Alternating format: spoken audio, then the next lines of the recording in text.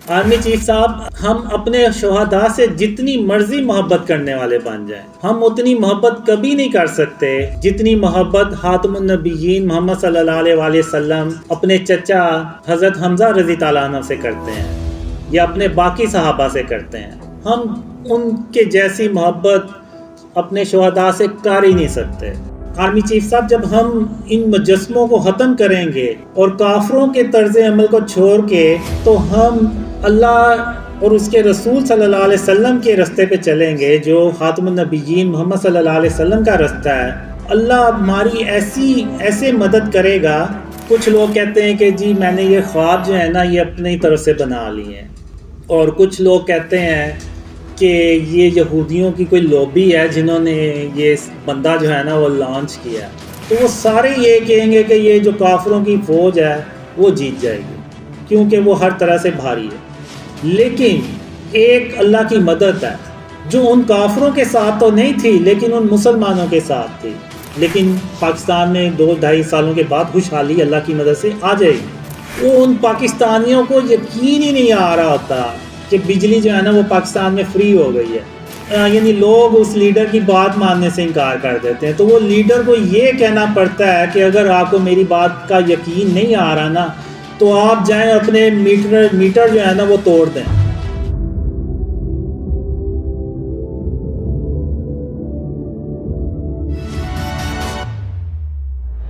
بسم اللہ الرحمن الرحیم۔ السلام علیکم ورحمۃ اللہ وبرکاتہ۔ آج جس پہ بات کروں گا میں وہ شرک اور اس کی اقسام اور موجودہ پاکستان کی صورتحال اور جو خواب ہیں وہ اسلام میں حجت ہیں یا نہیں ہیں، اور پھر اس کے بعد جو لوگ میرے بارے میں باتیں کرتے ہیں اس کے بارے میں بھی میں ذکر کروں گا۔ تو سب سے پہلے تو یہ کہ تمام تعریفیں اللہ رب العالمین کے لیے ہیں، اور بے شک اللہ آسمانوں اور زمین کا مالک ہے، اور اس کے سوا ہم کسی کو معبود سمجھ کر نہیں پکاریں گے، اور بے شک اللہ سب سے بڑھ کر مہربان ہے۔ تو آج ہم دیکھتے ہیں کہ ہم جو مسلمان ہیں وہ تعداد میں بھی بہت زیادہ ہیں، اور حج اور عمرہ بھی پہلے سے بہت زیادہ کیا جاتا ہے، نمازیں بھی پہلے سے زیادہ پڑھی جاتی ہیں، اور صدقہ اور خیرات بھی پہلے سے زیادہ کیا جاتا ہے۔ تو کیا وجہ ہے کہ سب کچھ زیادہ ہونے کے باوجود ہم مسلمان جو ہیں وہ پستی میں ہی چلتے جا رہے ہیں، یعنی ہم اندھیروں میں ڈوبتے چلے جا رہے ہیں؟ تو اس کی آخر کیا وجہ ہے؟ اس کی ایک ہی وجہ ہے کہ جو گناہ اللہ کے نزدیک سب سے بڑا ہے اس کو آج کے دور میں ہم مسلمانوں نے سب سے چھوٹا گناہ سمجھنا شروع کر دیا ہے، اور اگر دوسرے معنوں میں دیکھیں تو ہم نے اس کو گناہ ہی نہیں سمجھا، اس کو گناہ ہی سمجھنا چھوڑ دیا ہے، اور وہ ہے شرک۔ شرک کے بارے میں اللہ نے قرآن میں بھی جگہ جگہ ارشاد فرمایا ہے کہ اللہ قیامت کے دن جس کے چاہے گا گناہ بخش دے گا، مگر شرک کبھی معاف نہیں کرے گا، اور جس نے شرک کیا اس نے اپنی جان پہ ظلم کیا۔ اور آج ہم مسلمانوں نے شرک کو شرک ہی سمجھنا چھوڑ دیا ہے، اور موجودہ دور میں اگر آپ دیکھیں تو یہ دنیا اتنی شرک سے بھر چکی ہے کہ اس سے پہلے کبھی نہیں تھی۔ میں آپ کو شرک اور اس کی اقسام جب بتاؤں گا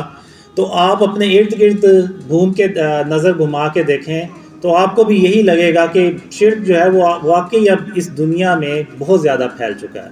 تو اب جو موجودہ دور ہے اس میں جو شرک ہے وہ کیا چیزیں ہیں؟ شرک صرف یہ نہیں ہے کہ ہم زبان سے یہ کہہ دیں کہ اللہ کا کوئی شریک نہیں ہے، نہیں، ہمیں عملی طور پہ بھی اس چیز کو ثابت کرنا ہے کہ ہم عملی طور پہ بھی اللہ کے ساتھ کسی کو شریک نہیں ٹھہراتے۔ اگر آپ دیکھیں تو آج ہم نے آرٹ اور کلچر کے نام پہ، ڈیکوریشن کے نام پہ اور اگر آپ دوسرے معنوں میں دیکھیں تو ہم نے کافروں کا کلچر جو ہے اس کو اڈاپٹ کیا ہے. تو ان چیزوں کے نام پہ ہم نے جو بت اور یہ جو اسٹیچوز ہیں یہ اپنے گھروں میں ہم نے سجا لیے ہیں. جو غیر ضروری تصویریں ہیں جو دیواروں پہ ہم نے اپنے گھروں میں سجا لی ہیں, یہ سب کی سب جو ہے نا یہ فارم آف شرک ہیں. اب اگر کسی کے گھر میں ڈیکوریشن پیس پڑا ہوا ہے, چاہے اس کی شکل کچھ بھی ہے, وہ کوئی خرگوش کی شکل ہو سکتی ہے, کوئی ہرن کی مجسمہ ہو سکتا ہے, کوئی شیر کا مجسمہ ہو سکتا ہے, کوئی ایگل ہو سکتا ہے, تو وہ بھی بت ہی ہے اس میں. اور ان بتوں میں جو خانہ کعبہ میں پڑے ہوئے تھے, جو ابراہیم علیہ السلام نے توڑے تھے, ان میں اور ان میں کوئی فرق نہیں ہے. وہ بھی بت ہے, یہ بھی بت ہے, صرف شکلوں کا فرق ہے اور آپ کہہ لیں کہ جسامت کا فرق ہے. وہ بھی بے جان تھے, یہ بھی بے جان ہے.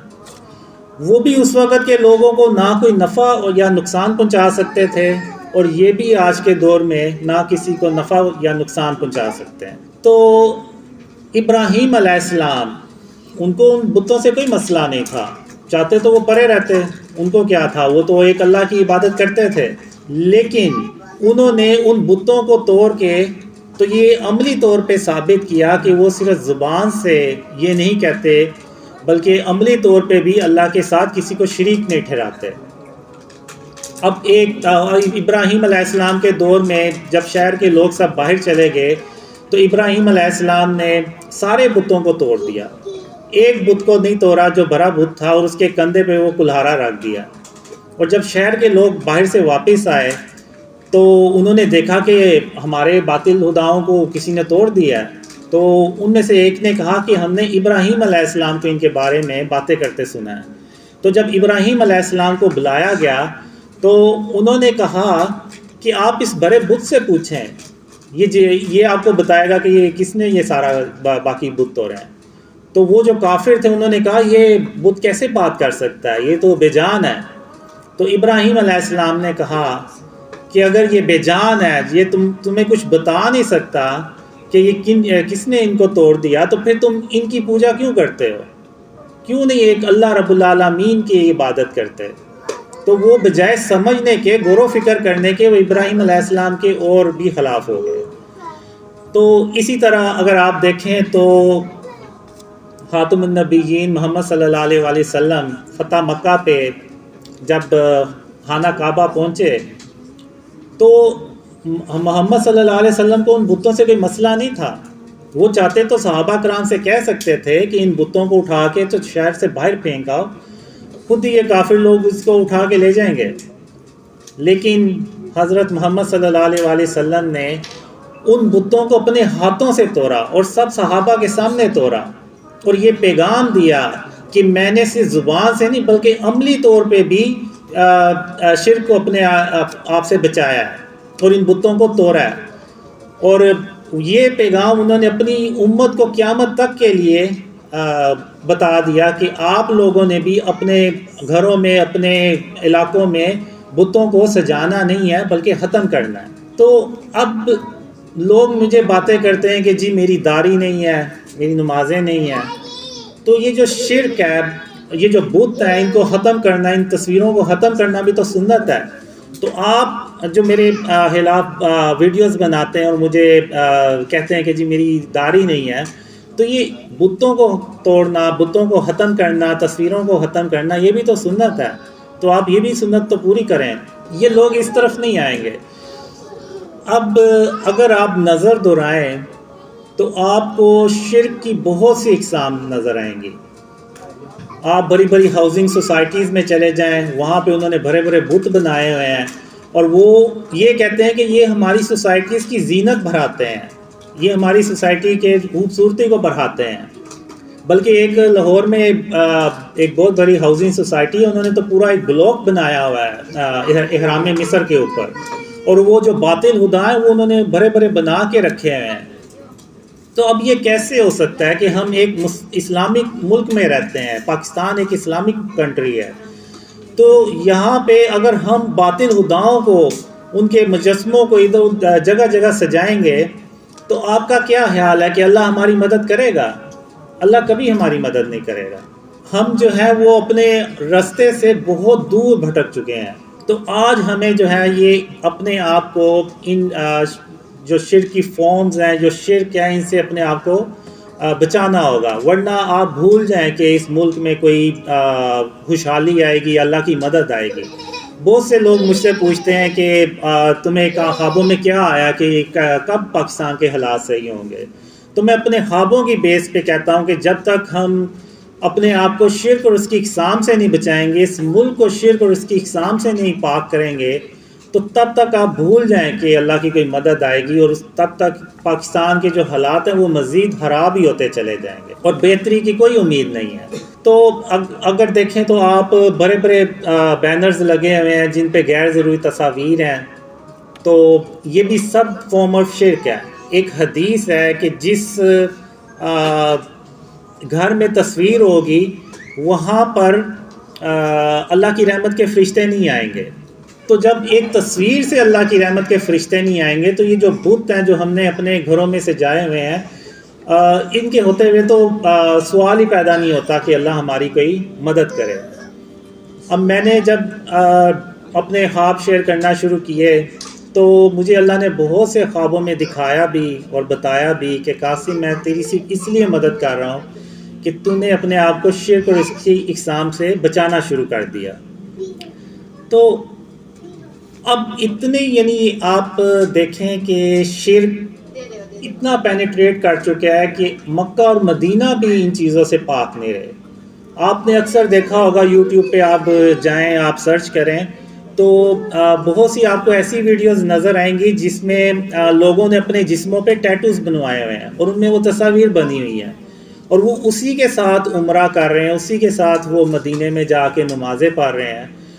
اور اگر آپ دیکھیں تو بہت سے لوگ مکہ اور مدینہ میں ٹی شرٹس پہن کے جاتے ہیں، قمیضیں پہن کے جاتے ہیں جن کے اوپر شیروں کے یا اس طرح سے دوسرے جانوروں کی تصویریں بنی ہوتی ہیں. تو اگر آپ دیکھیں تو ہمارے جو مکہ اور مدینہ جو اتنی پاک جگہ ہیں وہ بھی شرک سے نہیں بچی ہوئی، وہاں بھی شرک کی آپ کو اقسام نظر آئیں گے. اب جو موجودہ پاکستان کے حالات ہیں اگر آپ دیکھیں تو یعنی جس طرف ہم جا رہے ہیں، آپ کے بھی ذہن میں ہوگا کہ شاید آج سے 2-4 سال بعد ہمیں لائٹس اور پنکھے افورڈ کرنا بھی مشکل ہو جائے. جس طرح سے یہ بجلی کے بلز آ رہے ہیں اور مہنگائی ہو رہی ہے اور پیٹرول کی پرائسز اوپر جا رہی ہیں، تو یہ سب اس لیے ہو رہا ہے کہ ہم جو بھی پلانز بناتے ہیں گورنمنٹ کے لیول پہ، جو بھی پلانز بناتے ہیں، تو اللہ کی مدد ہمارے ساتھ ہوتی ہی نہیں ہے. جب اللہ کی مدد ہی ہمارے ساتھ نہیں ہوتی تو وہ جو پلانز ہم بناتے ہیں وہ بجائے کامیاب ہونے کے وہ الٹے ہو جاتے ہیں، اور ہم جو ہے وہ اور زیادہ قرضہ لینا پڑتا ہے اور زیادہ مہنگائی کرنی پڑتی ہے. تو پاکستان جب بنایا گیا تو ہم نے اللہ کے نام پہ بنایا اس کو، یعنی پاکستان کا مطلب کیا؟ لا الہ الا اللہ. اور لا الہ الا اللہ کا مطلب کیا؟ کہ ایسی جگہ جو ہر طرح کے شرک سے پاک ہو. یہ نہیں ہے کہ ہم زبان سے تو کہتے ہیں کہ اللہ کا کوئی شریک نہیں ہے، لیکن عملی طور پہ ہم نے اپنے گھروں میں بت بھی سجائے ہوئے ہیں اور ہم نے تصاویر بھی لگائی ہوئی ہیں، اور ہم انڈین موویز بھی دیکھتے ہیں. اور انڈین موویز میں آپ کو شاید ہی کوئی ایسی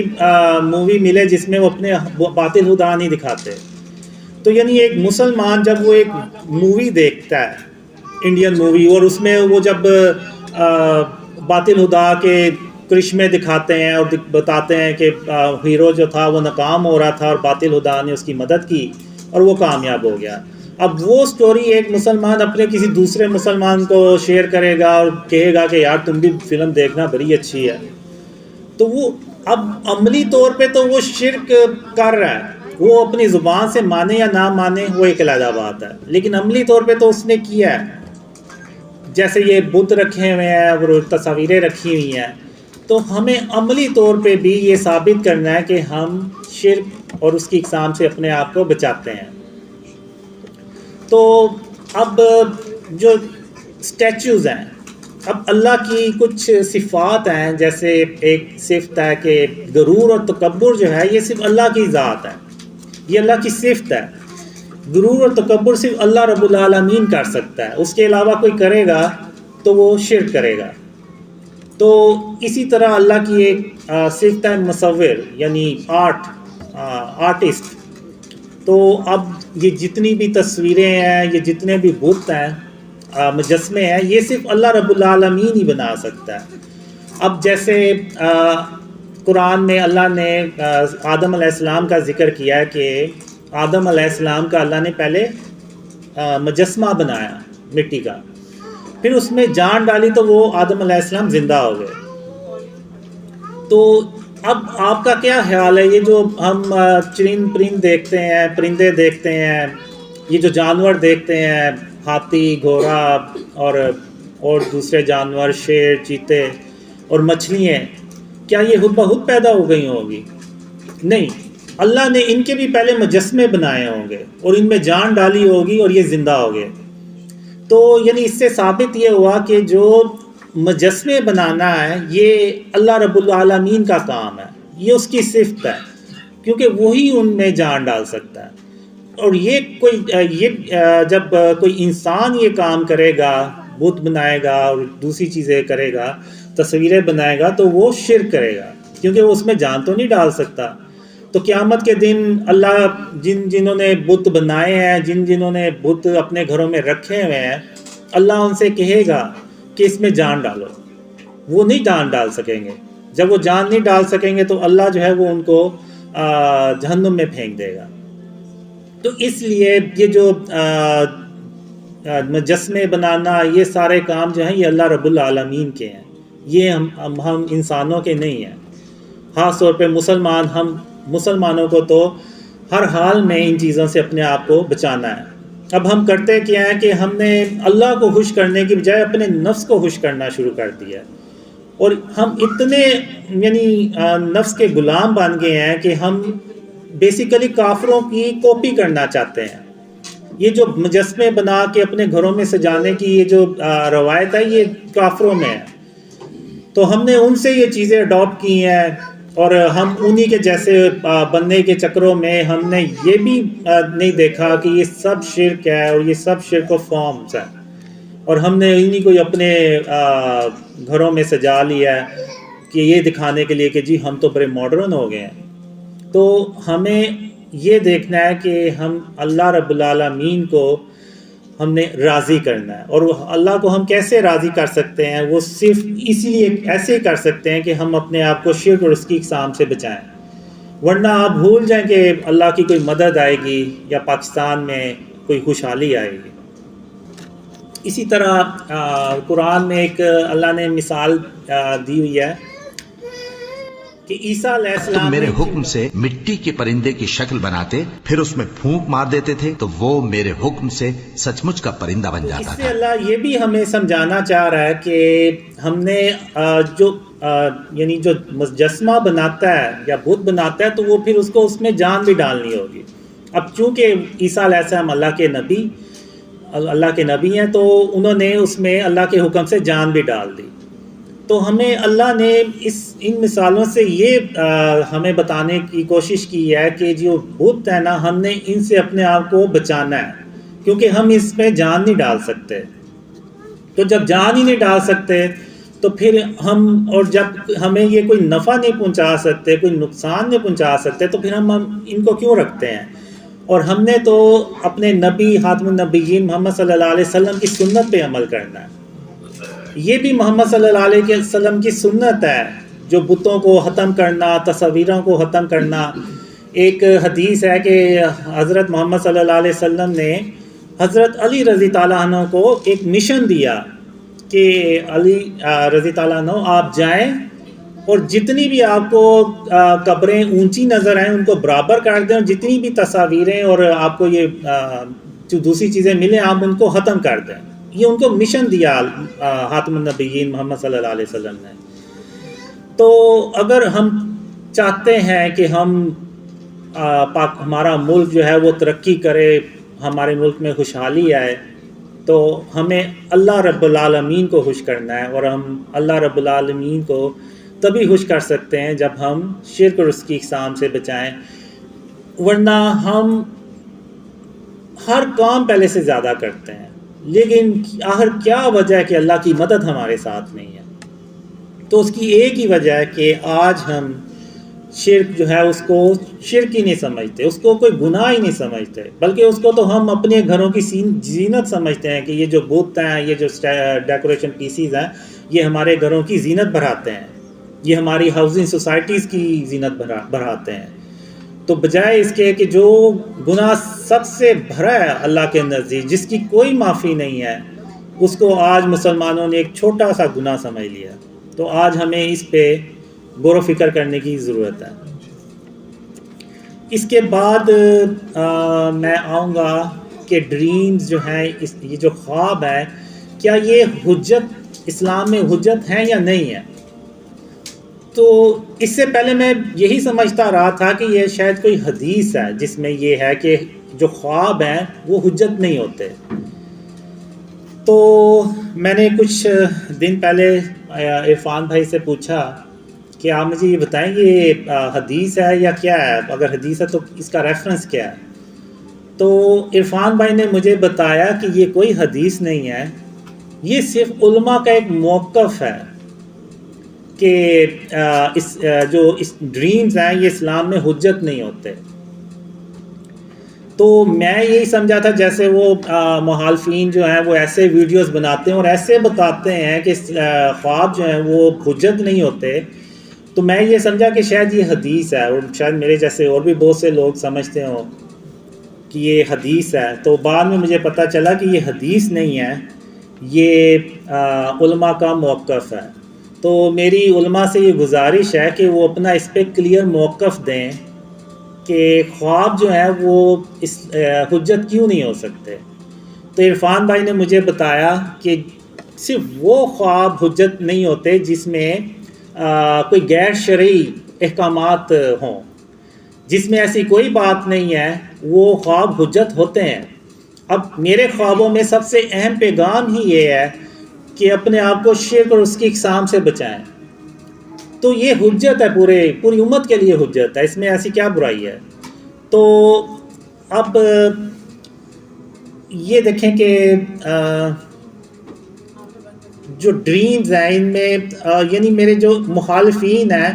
وہ بھی اپنی ویڈیوز میں یہ کہتے ہیں کہ اس کے جو خواب ہیں، جو اس کو خوابوں میں پیغامات دیے گئے ہیں، وہ آلریڈی پہلے سے حدیثوں میں موجود ہے، قرآن میں موجود ہے، یعنی وہ بھی اس چیز کو ایکسیپٹ کر رہے ہیں کہ اس کے خوابوں میں ایسی کوئی بات نہیں ہے جو قرآن اور حدیث سے ٹکرائے، یعنی اس کا مطلب ہے کہ وہ حجت ہے۔ پھر یہ ایک جو میرے ڈریمز ہیں یہ ایک طرح سے پوری امت کے لیے ایک ریمائنڈر ہے کہ اللہ ایک پیغام سے، ایک خوابوں کے ذریعے سے ایک پیغام ہمیں دے رہا ہے، ایک ریمائنڈ کروا رہا ہے کہ اس دور میں جس میں آپ کہہ لیں کہ شرک اتنا بڑھ چکا ہے کہ لوگوں نے شرک کو شرک ہی سمجھنا چھوڑ دیا ہے، تو اللہ نے وہ ایک ریمائنڈر بھیجا ہے کہ آپ اپنے آپ کو شرک سے بچائیں اور اس کی اقسام سے بچائیں۔ اور جو اللہ نے مجھے خوابوں میں یہ بھی بتایا کہ شرک کی اقسام کیا ہیں اور ان سے ہم کیسے بچ سکتے ہیں، تو وہ میں انشاءاللہ آگے جا کے وہ بھی ڈسکس کروں گا۔ تو میری علماء سے یہ گزارش ہے کہ وہ اس چیز پہ کلیئر موقف دیں کہ خواب جو ہیں وہ اسلام میں حجت کیوں نہیں ہو سکتے۔ تو ایسا نہ ہو کہ اللہ اپنی رحمت سے جب یہ خواب سچ کر دکھائے تو یہ جو دوسرے جو مسلمان ہیں، خاص طور پہ جو آپ کو فالو بھی کرتے ہیں، وہ آپ سے پھر یہ کہتے پھریں گے کہ آپ تو کہا کرتے تھے کہ ڈریمز حجت نہیں ہوتے، تو اس کے خوابوں پہ عمل کرتے ہوئے جب ہم نے اس ملک کو شرک اور اس کی اقسام سے پاک کیا تو اللہ کی رحمتیں اور برکتیں نازل ہوئیں اور ہم ان مشکلات سے باہر نکل گئے اور اس ملک میں خوشحالی آ گئی۔ تو آپ کہتے تھے کہ یہ حجت نہیں ہوتے، اس کے خواب تو پاکستان کے لیے حجت بن گئے ہیں، اور بلکہ نہ صرف پاکستان کے لیے بلکہ پوری امت کے لیے حجت بن گئے ہیں۔ پوری امت کو یہ پیغام کیا پوری دنیا میں کہ اگر آپ نے بھی اس ان اندھیروں سے باہر نکلنا ہے تو آپ بھی اپنے آپ کو شرک اور اس کی اقسام سے بچائیں، تو آپ بھی اسی طرح ہی خوشحال ہو جائیں گے جیسے کہ آج پاکستان کے لوگ ہیں۔ تو ایسا نہ ہو کہ کل کو آپ لوگ جو ہیں مسلمان وہ آپ علماء کو یہ کہتے کہیں کہ آپ کی یہ بات اگر یہ بات غلط تھی تو ہو سکتا ہے آپ کی باقی باتیں بھی غلط ہوں، تو وہ آپ کی باقی باتوں پہ بھی یقین نہ کریں۔ تو میری آپ سے یہ گزارش ہے کہ آپ اس پہ کلیئر موقف دیں کہ کون سے خواب حجت ہوتے ہیں اور کون سے خواب حجت نہیں ہوتے، کیونکہ جو میرے مخالفین ہیں وہ اس چیز کو بیس بنا کے کہتے ہیں کہ اس ڈریم جو ہیں وہ حجت نہیں ہوتے۔ میں آپ کو مثالیں بھی دوں گا کہ اسلام میں خوابوں کی اہمیت کتنی زیادہ ہے۔ پہلی مثال میں دوں گا آپ کو کہ ہم ہر سال جو بڑی عید پہ قربانی کرتے ہیں وہ بھی ایک خواب کے نتیجے میں ہم کرتے ہیں۔ ابراہیم علیہ السلام کو خواب آیا تھا کہ وہ اپنے بیٹے اسماعیل کو اللہ کی راہ میں قربان کرتے ہیں۔ تو جب ابراہیم علیہ السلام جب یہ عمل کرنے لگے تو اللہ نے ارشاد فرمایا کہ بس ابراہیم بس، آپ نے اپنا خواب سچ کر دکھایا۔ تو اللہ نے ان کی جگہ ایک دمبا بھیج دیا جس کو ابراہیم علیہ السلام نے قربان کیا، اور وہ اللہ کو عمل اتنا پسند آیا کہ قیامت تک کے مسلمانوں کے لیے اللہ نے یہ فرض کر دیا کہ جو اس کی استطاعت رکھتا ہے وہ بھری عید پہ قربانی کرے۔ تو یہ بھی ایک خواب کا نتیجہ تھا۔ پھر اس کے بعد اگر آپ دیکھیں تو یوسف علیہ السلام، ان کو بھی خواب آیا، اور یوسف علیہ السلام کے دور میں کافر بادشاہ جس نے یوسف علیہ السلام پہ ظلم کیا، ان کو جیل میں بھیج دیا، اس ظالم بادشاہ کو ایک خواب آیا کہ 7 پتلی گائیں جو ہیں وہ 7 موٹی گایوں کو کھا رہی ہیں۔ تو اس وقت کسی کو اس کی تعبیر ہی نہیں سمجھ آئی۔ تو بادشاہ کا ایک درباری ہوتا تھا، تو اس نے کہا کہ مجھے ایک شخص کا پتہ ہے، وہ آپ کو اس خواب کی تعبیر بالکل صحیح بتائے گا۔ ان کا نام ہے یوسف علیہ السلام۔ تو جب یوسف علیہ السلام کو بلایا گیا تو یوسف علیہ السلام نے جو اس خواب کی تعبیر بتائی وہ یہ بتائی کہ 7 خوشحالی کے سال آئیں گے، پھر اس کے بعد 7 خشک سالی کے سال آئیں گے۔ تو آپ نے خوشحالی کے سالوں میں جو اناج جمع کیا ہوگا وہ آپ نے باقی خشک سالی کے سالوں میں ان کو استعمال کرنا ہے۔ تو پھر یوسف علیہ السلام کو یہ اس کی ذمہ داری دی گئی کہ آپ اس پہ کام کریں۔ تو یوسف علیہ السلام نے اللہ کی مدد سے اس پہ کام کیا، اور وہ اس وقت کے لوگ جو ہیں وہ اس قحط زدہ جو سال تھے ان سے وہ بچ گئے۔ تو وہ بھی ایک خواب تھا، اور وہ ایک ظالم بادشاہ کا خواب تھا جو اللہ کو مانتا بھی نہیں تھا، تو اس کا خواب بھی سچا ہوا۔ تو اس کے بعد اگر آپ دیکھیں تو جو اذان ہوتی ہے وہ بھی 3 صحابہ کو خوابوں میں آیا اذان کے بارے میں، جو ہم دن میں 5 بار سنتے ہیں۔ تو اب علماء کہیں گے کہ یہ نبیوں کے خواب تھے یا نبیوں نے اپروو کیے تھے خواب۔ وہ جو ظالم بادشاہ کو خواب آیا تھا وہ یوسف علیہ السلام یعنی اللہ کے نبی نے وہ خواب اپروو کیا تھا۔ تو چلیں یہ بھی مان لیتے ہیں، کیونکہ جو نبی کا خواب ہوتا ہے وہ وحی ہوتا ہے، بلکہ نبی جو ہوتے ہیں اللہ کے، ان کا ایک ایک بات ایک ایک عمل وہ اللہ کی طرف سے ہوتا ہے۔ تو چلیں یہ بھی مان لیتے ہیں کہ وہ چونکہ نبیوں نے اپروو کیا تھا۔ تو اب میں ایک آپ کو ایسی مثال دوں گا جو یعنی خاتم النبیین محمد صلی اللہ علیہ وسلم کے بعد ایک آدمی کو خواب آیا تھا، اور وہ خواب اس وقت کے خلیفہ کے لیے بھی حجت بنا، اور اس وقت جو پوری امت تھی ان کے لیے بھی وہ حجت بنا۔ وہ خواب یہ کہ حضرت عمر رضی اللہ عنہ جب خلیفہ تھے تو ان کے دور میں قحط پڑ گیا، اور قحط اتنا زیادہ پڑ گیا کہ حضرت عمر رضی اللہ عنہ کو جو گورنرز تھے ان سب کو انہوں نے کام پہ لگا دیا کہ آپ جو ہے وہ اناج بھیجیں، اور جب آپ اناج بھیجیں اور یہ جو قحط جدھر پڑا ہوا ہے اس کو ہم کنٹرول کریں۔ تو حضرت عمر رضی تعالیٰ عنہ نے پھر ایسا سسٹم بھی بنایا کہ گورنمنٹ کے لیول پہ 30,000 لوگوں کو، تقریباً 30,000 لوگوں کو مدینہ میں ہر روز کھانا کھلایا جاتا تھا، اور اتنا قحط تھا کہ حضرت عمر رضی تعالیٰ عنہ کو وہ قانون جو محمد صلی اللہ علیہ وسلم نے بنایا تھا، یعنی چور کا ہاتھ کاٹنا، اس کو بھی چینج کیا کہ قحط زیادہ علاقے میں یہ قانون لاگو ہی نہیں ہوتا۔ تو یعنی اتنا شدید وہ قحط تھا، اور کئی مہینوں تک وہ قحط چلا، اور وہ حضرت عمر رضی تعالیٰ عنہ یعنی جو خلیفہ تھے، ان کو بھی کوئی رستہ نہیں تھا مل رہا کہ ہم اس قحط سے کیسے باہر نکلیں۔ پھر اس وقت ایک آدمی کو، جو عام شخص تھا، اس کو خواب آیا۔ ان کی خواب میں حضرت محمد صلی اللہ علیہ وسلم آئے اور حضرت عمر رضی تعالیٰ عنہ کے لیے ایک پیغام بھیجا۔ وہ شخص حضرت عمر رضی تعالیٰ عنہ کے پاس گئے اور اپنا خواب انہوں نے حضرت عمر رضی تعالیٰ عنہ سے شیئر کیا، بیان کیا۔ تو اب آپ یہ دیکھیں کہ وہ ایک عام اس وقت کے انسان تھے۔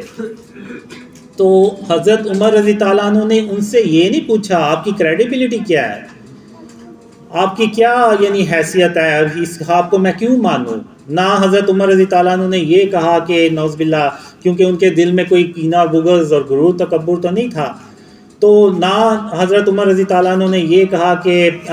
میں وہ ہوں جس کے بارے میں خود خاتم النبیین محمد صلی اللہ علیہ وسلم نے فرمایا کہ اگر ان کے بعد کوئی نبی ہوتا تو وہ حضرت عمر رضی تعالیٰ عنہ ہوتے۔ نہ حضرت عمر رضی تعالیٰ عنہ نے یہ کہا کہ میرے بارے میں حضرت محمد صلی اللہ علیہ وسلم نے خود یہ ارشاد فرمایا ہوا ہے کہ جہاں سے عمر گزرتا ہے وہاں شیطان اپنا رستہ ہی بدل لیتا ہے۔ اور نہ حضرت عمر رضی تعالیٰ عنہ نے یہ کہا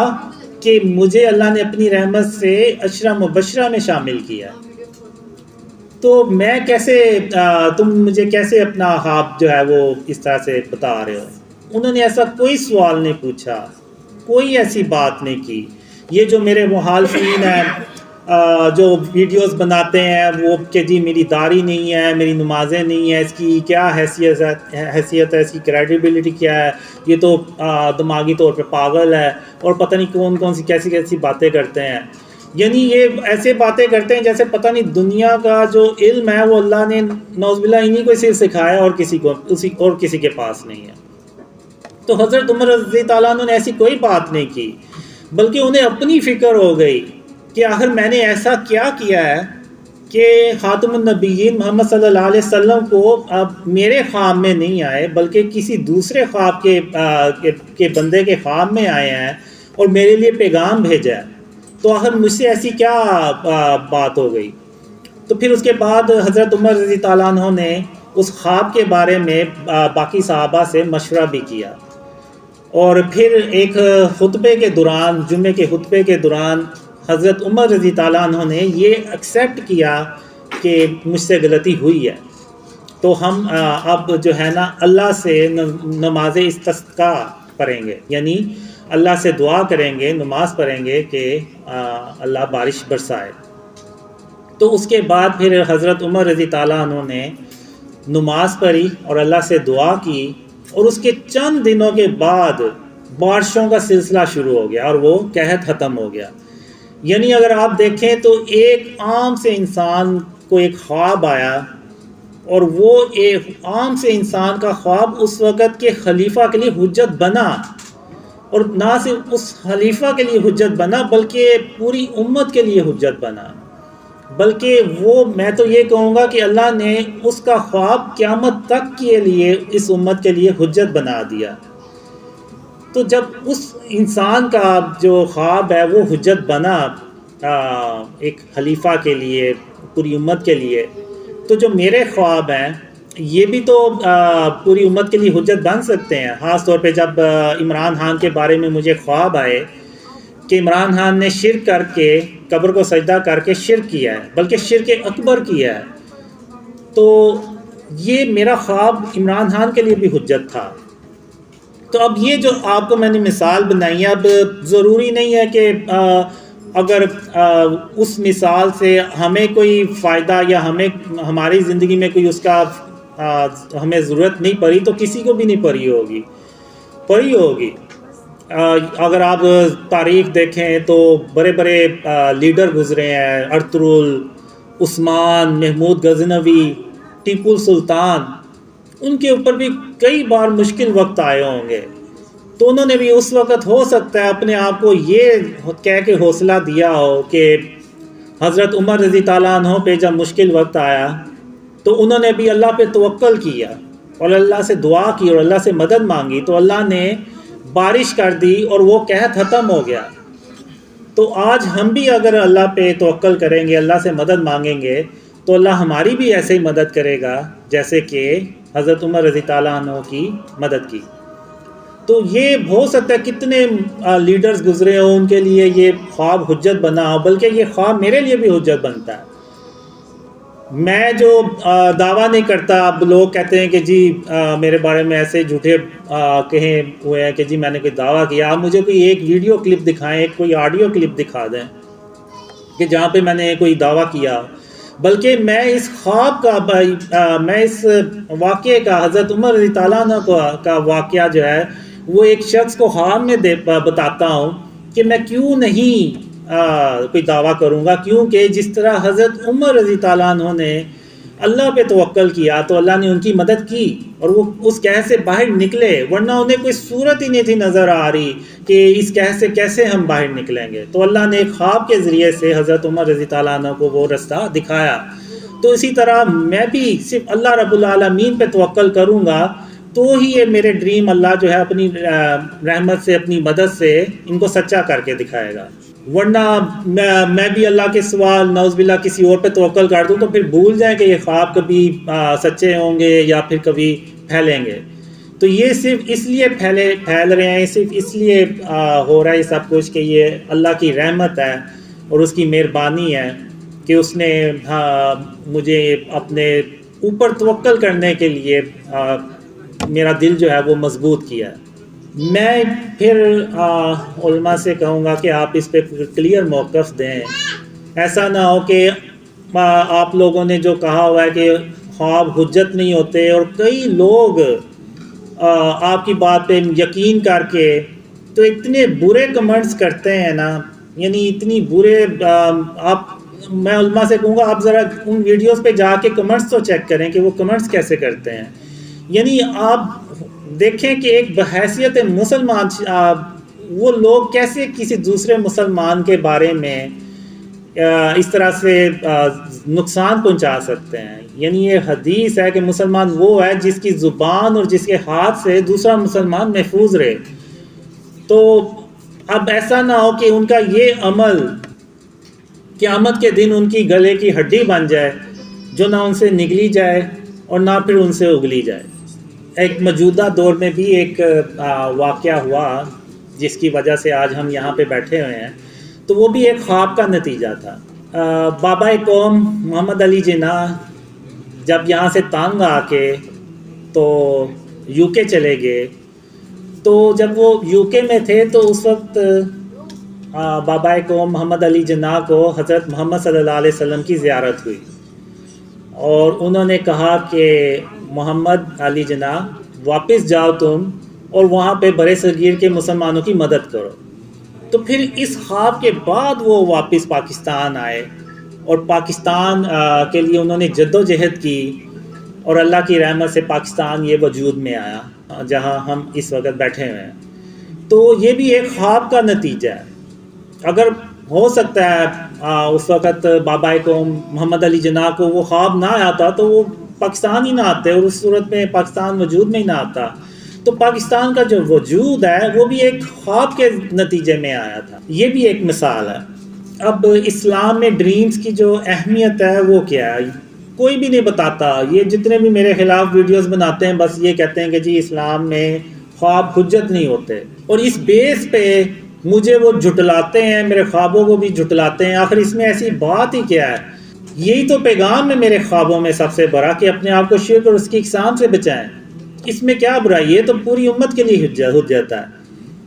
اب حضرت محمد صلی اللہ علیہ وسلم ہر فجر کی نماز کے بعد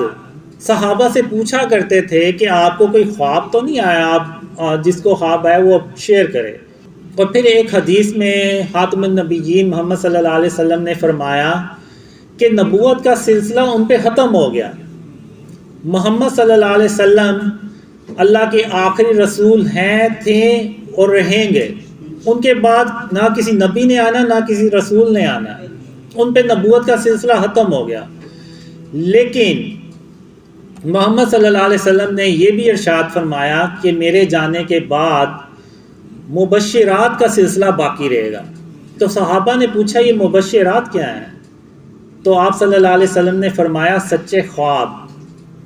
یعنی سچے خواب جو ہیں، یعنی سچے خواب کا مطلب یہ نہیں کہ وہ اچھے ہی ہوں، بعض اوقات ہوتا ہے کہ برے خواب بھی سچے ہو جاتے ہیں، تو وہ سچے خوابوں کا ذکر ہوا ہے۔ اور پھر ایک صحیح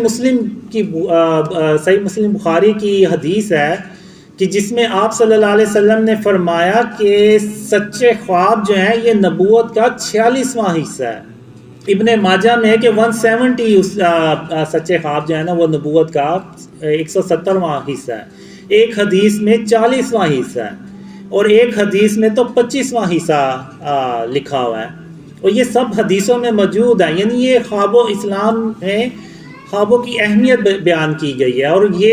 کس نے بیان کی ہے؟ یہ خاتم النبیین محمد صلی اللہ علیہ وسلم نے بیان فرمائی ہے۔ تو ہم نے یہ حدیثوں کو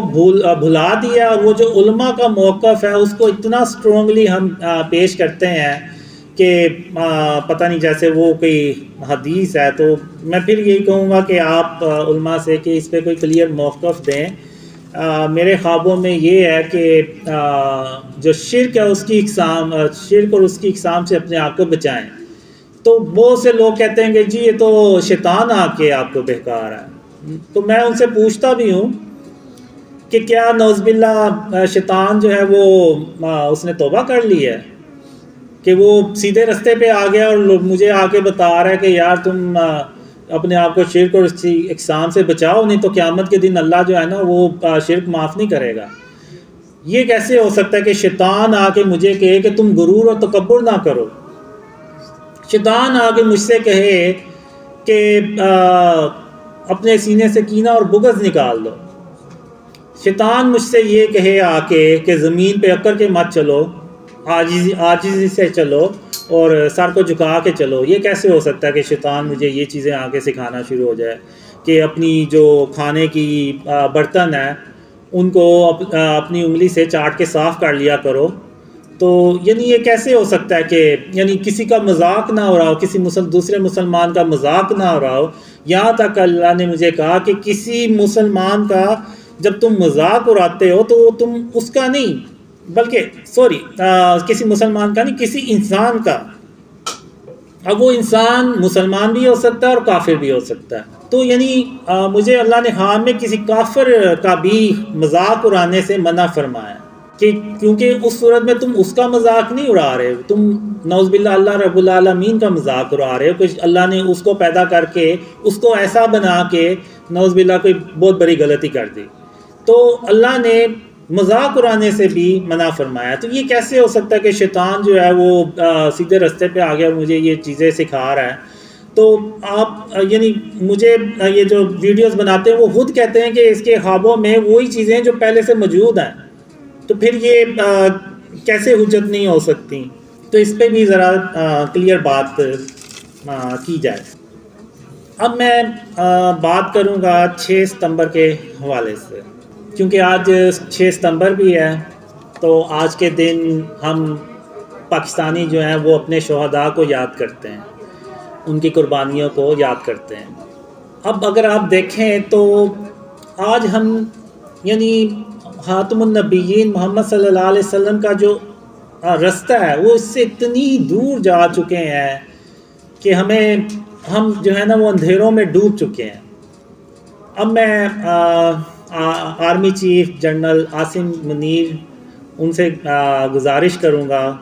کہ آپ اب میں جو بات کرنے جا رہا ہوں اس پہ تھوڑا سا آپ بھی غور کریں۔ آرمی چیف صاحب، ہم اپنے شہداء سے جتنی مرضی محبت کرنے والے بن جائیں، ہم اتنی محبت کبھی نہیں کر سکتے جتنی محبت خاتم النبیین محمد صلی اللہ علیہ وآلہ وسلم اپنے چچا حضرت حمزہ رضی تعالیٰ عنہ سے کرتے ہیں یا اپنے باقی صحابہ سے کرتے ہیں۔ ہم ان کے جیسی محبت اپنے شہداء سے کر ہی نہیں سکتے۔ تو جب حضرت حمزہ رضی تعالیٰ عنہ کو غزوہ احد میں شہید کیا گیا تو اس کے بعد خاتم النبیین محمد صلی اللہ علیہ وسلم نے اپنے صحابہ سے یہ نہیں کہا کہ آپ ان کا مجسمہ بنائیں یا تصویر بنائیں تاکہ میں ان کو یاد کیا کروں، نہیں، انہوں نے ایسا نہیں کیا۔ انہوں نے اپنے چچا کے لیے اللہ سے دعا مانگی، اور باقی بھی صحابہ شہید ہوئے، کئی جنگوں میں آپ صلی اللہ علیہ وسلم کے ساتھ شہید ہوئے۔ محمد صلی اللہ علیہ وسلم نے کبھی کسی کا مجسمہ نہیں بنوایا، نہ کبھی کسی کی تصویر بنوائی کہ ان کو یاد کیا جائے، بلکہ آپ صلی اللہ علیہ وسلم نے دعا فرمائی۔ یعنی جو سنت ہے وہ شہیدوں کے لیے دعا کی سنت ہے، نہ کہ ان کے مجسمے بنا کے تو ہم ان کو رکھیں یا ان کی تصاویر ہم لگائیں۔ آج کیا ہوتا ہے، آج 6 ستمبر ہے، تو آج کے دن کیا ہوتا ہے کہ ہم اپنے شہیدوں کو یاد کرتے ہیں، مجسمے بنا کے یاد کرتے ہیں کہ یہ اس شہید کا مجسمہ ہے کہ جنہوں نے 1965 میں لاہور میں دشمن کو کئی دن تک روک کے رکھا۔ پھر ہم بتاتے ہیں کہ یہ ان شہید کا مجسمہ ہے کہ جنہوں نے اپنا جہاز گرا دیا لیکن دشمن کی غلامی قبول نہیں کی۔ پھر ہم بتاتے ہیں کہ یہ اس شہید کا مجسمہ ہے کہ جنہوں نے کارگل میں جام شہادت نوش فرمایا۔ یعنی آج ہم اس طرح سے اپنے شہیدوں کو یاد کرتے ہیں۔ اگر آپ کافروں کو دیکھیں تو یہ کافروں کا طرز عمل ہے، وہ جو ان کے جو فوجی جنگوں میں مارے جاتے ہیں تو وہ ان کی یاد میں مجسمے بنا لیتے ہیں، پھر ان کو ایسے ہی یاد کرتے ہیں کہ یہ فلانا فوجی تھا، فلانی جنگ میں مارا گیا، 1900 یعنی پہلی جنگ عظیم میں مارا گیا، دوسری جنگ عظیم میں مارا گیا، اسی طرح یاد کرتے ہیں۔ تو آرمی چیف صاحب، آپ اگر صدیوں پیچھے چلے جائیں تو کافر لوگ کیا کرتے تھے، بلکہ ابھی بھی کرتے ہوں گے۔ اس وقت کافر لوگ کیا کرتے تھے، انہوں نے مجسمے بنائے ہوئے تھے باطل خداؤں کے کہ یہ مجسمہ جو ہے باطل خدا کا یہ بارش برسانے والا ہے، یہ مجسمہ جو ہے یہ رزق فراہم کرنے والا ہے، یہ باطل خدا کا مجسمہ ہے، یہ ہماری پریشانی ہے، مصیبتیں دور کرتا ہے، نعوذ باللہ۔ تو آج اگر آپ دیکھیں تو کیا ہم نے بھی محمد صلی اللہ علیہ وسلم کی سنت کو چھوڑ کے ان کافروں کا طرز عمل نہیں اپنا لیا اپنے شہیدوں کو یاد کرنے کے لیے؟ اور آپ مجھے یہ بتائیں جنرل صاحب کہ جو کعبہ میں 360 بت پڑے ہوئے تھے، ان بتوں میں، ان مجسموں میں، اور یہ جو آج ہم نے شہداء کے مجسمے بنا لیے ہوئے ہیں، ان میں اور ان میں کیا فرق ہے؟ ایون اگر آپ دیکھیں تو آرمی کی بیسس پہ ہم چلے جائیں تو وہاں بھی وہ مجسمے بنے ہوئے ہیں جس میں وہ کمانڈرز دکھائے ہوئے ہیں جنہوں نے مختلف ایکشنز بنائے ہوئے ہیں۔ تو ان مجسموں میں اور جو 360 مجسمے خانہ کعبہ میں پڑے ہوئے تھے، ان میں اور ان میں کیا فرق ہے؟ یا جو ابراہیم علیہ السلام نے بت توڑے تھے، ان میں اور ان میں کیا فرق ہے؟ کوئی فرق نہیں ہے۔ وہ بھی بت تھے، یہ بھی بت ہیں، وہ بھی بے جان تھے، یہ بھی بے جان ہیں۔ تو کیا ایسا نہیں ہوا کہ ہم نے محمد صلی اللہ علیہ وسلم کا جو راستہ تھا اس کو چھوڑ کے تو ہم نے کافروں کا طرز عمل اپنا لیا ہے، اور کافروں کو خوش کرنے کے لیے ہم نے یہ مجسمے بنا لیے اور ہم بھی ان کو ایسے یاد کرتے ہیں جیسے کہ کافر لوگ ان کو یاد کرتے ہیں۔ ہمیں آج حضرت محمد صلی اللہ علیہ وسلم جو ہمارے آخری نبی ہیں، جن کے ہم امتی ہیں، ان کے نقش قدم پہ ہم نے آج چلنا ہے، اور ان کے نقش قدم پر چلنے کے لیے پہلا جو قدم ہے وہ ہے توحید کا۔ اور توحید کیا ہے؟ کہ لا الہ الا اللہ، کہ اللہ کے سوا کوئی معبود نہیں ہے۔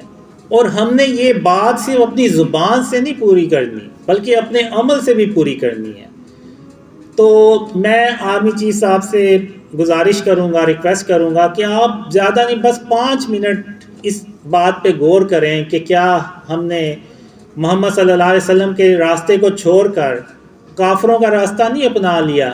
کیا جو آج ہمارے ملک کے حالات ہیں کیا وہ اس وجہ سے تو نہیں ہے کہ ہم نے محمد صلی اللہ علیہ وسلم کا راستہ چھوڑ کے کافروں کے راستے پہ چلنا شروع کر دیا ہے؟ اب جو ملک کے حالات ہیں، بجلی اور پیٹرول آپ دیکھ لیں، مہنگائی اتنی زیادہ ہو گئی ہے، اس کا آرمی پہ بھی کچھ نہ کچھ تو افیکٹ پڑتا ہی ہوگا، بلکہ بہت زیادہ افیکٹ پڑتا ہوگا۔ تو اگر ہم نے ان مشکلات سے باہر نکلنا ہے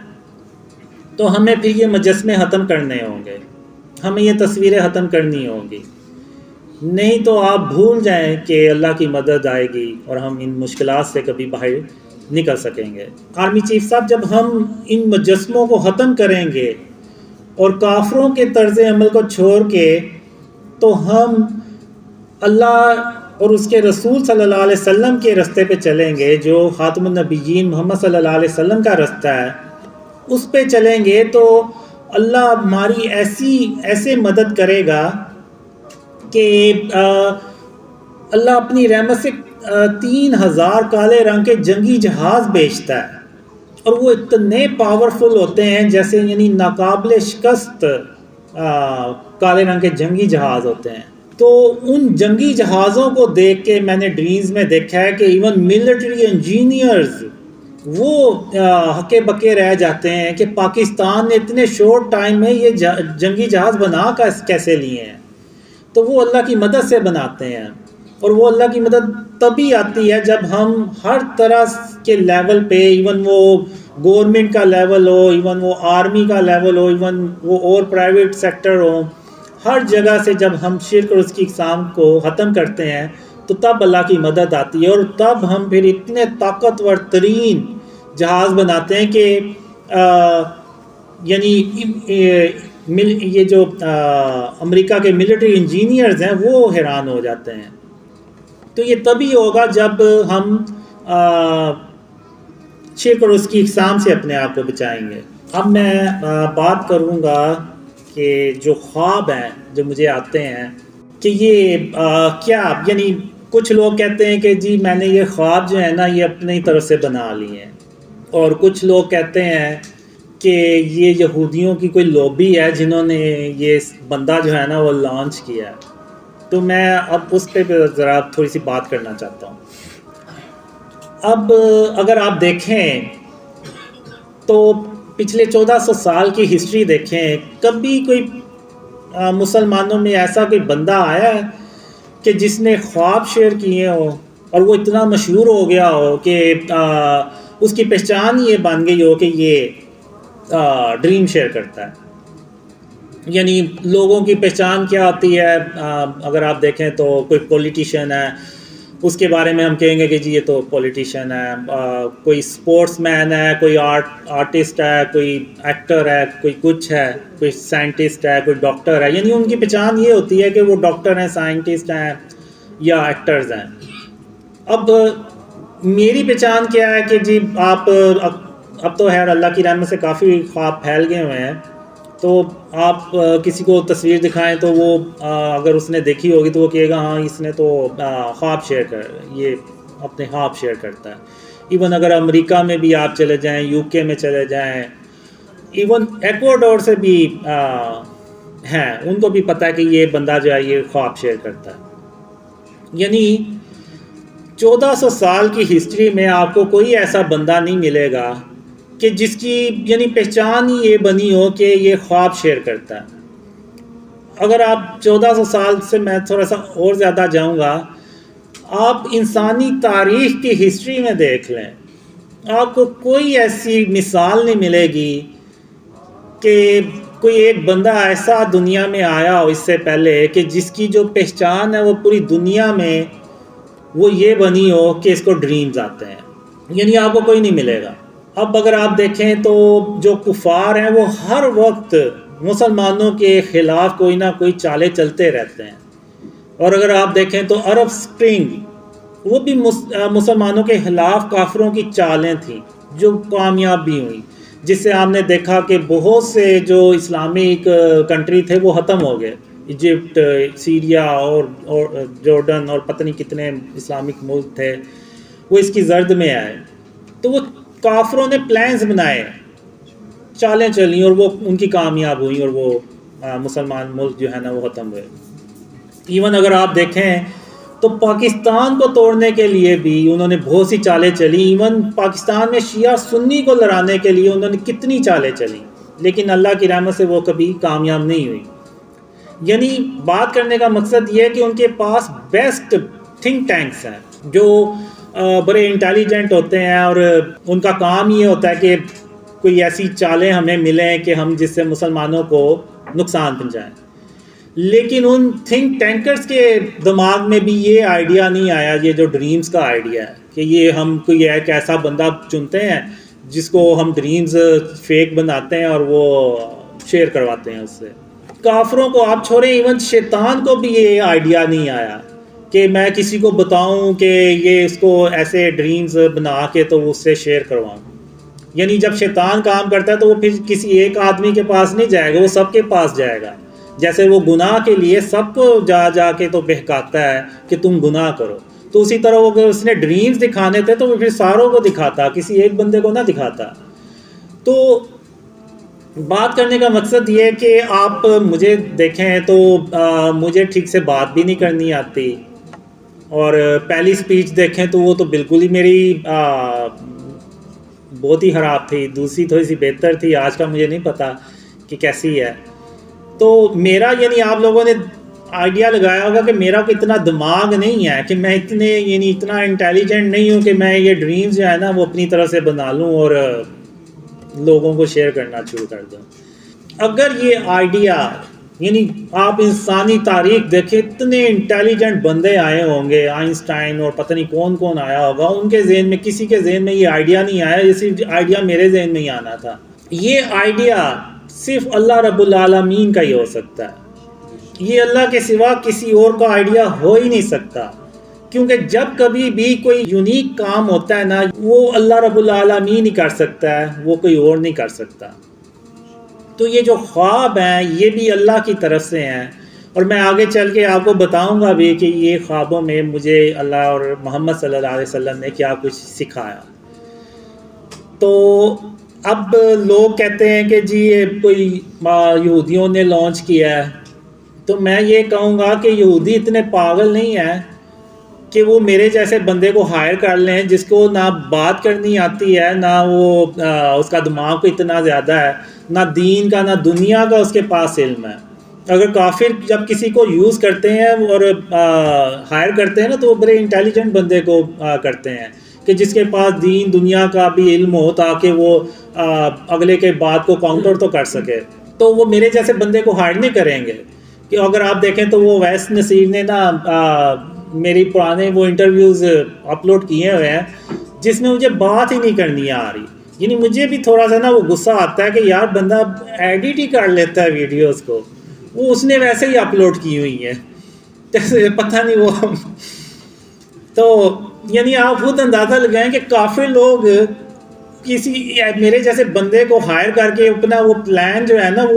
وہ کہیں گے کہ اس کو ہم نے ہائر کر لیا نا تو ہمارا تو وہ پلان 100% ناکام ہونا ہے، بلکہ ہم نے بھی اس نے خود بھی ایکسپوز ہونا ہے اور ہمیں بھی ایکسپوز کرے گا.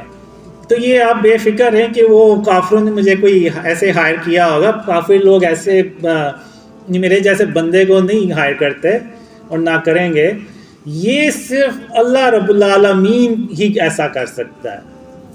کیونکہ اللہ جو ہے وہ ہر چیز پہ قادر ہے. اللہ کو پتہ ہے کہ میں نے اگر اس کو خواب دکھائے ہیں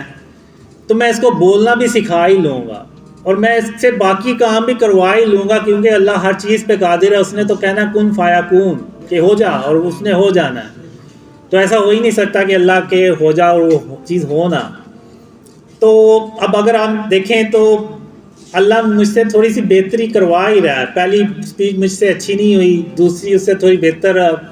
اب یہ آپ لوگ بتائیں گے کہ میری تیسری سپیچ کیسی ہے. اگر یہ پہلے سے بہتر ہے تو اس کا مطلب ہے کہ اللہ مجھے آہستہ آہستہ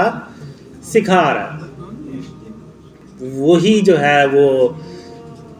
تدبیریں کرتا ہے اور اللہ نے مجھے بہت سال پہلے کہا تھا کہ قاسم میں تمہارے لیے تدبیر کروں گا. اب وہ کیا تدبیر تھی اب اللہ ہی بہتر جانتا ہے، لیکن اتنا ہے کہ اللہ سب سے بہتر تدبیر کرنے والا ہے. تو اب میں اپنے خوابوں کے بارے میں بیان کروں گا کہ جو اللہ کی رحمت سے اور اس کی مدد سے سچے ہوئے ہیں، خاص طور پہ عمران خان کے بارے میں. جب عمران خان نے غالباً جون 2018 کو ایک دربار پہ جا کے تو قبر کو سجدہ کیا تھا، تو اس کے بعد مجھے خواب میں آیا کہ اللہ کہتا ہے کہ قاسم عمران خان نے قبر کو سجدہ کر کے تو شرک اکبر کیا ہے، تو اب عمران خان کے ساتھ میری مدد نہیں ہے جب تک کہ عمران خان توبہ نہیں کر لیتا، بالکل ویسے ہی کہ سب کے سامنے وہ توبہ نہیں کر لیتا اور اس کے بعد اللہ رب العالمین کو سجدہ نہیں کر دیتا، تو اس کی توبہ جو ہے وہ قبول نہیں ہوگی اور اس کے ساتھ اللہ کی مدد نہیں ہوگی. پھر 25 جولائی 2018 کو مجھے خواب آیا کہ عمران خان وزیر اعظم بن جاتے ہیں، لیکن اس طرح سے وہ کامیاب نہیں ہو پاتے جس طرح سے کہ وہ وعدے کر کے آئے ہوتے ہیں. اور اس کے بعد اور بھی کافی ڈریمز آئیں جس میں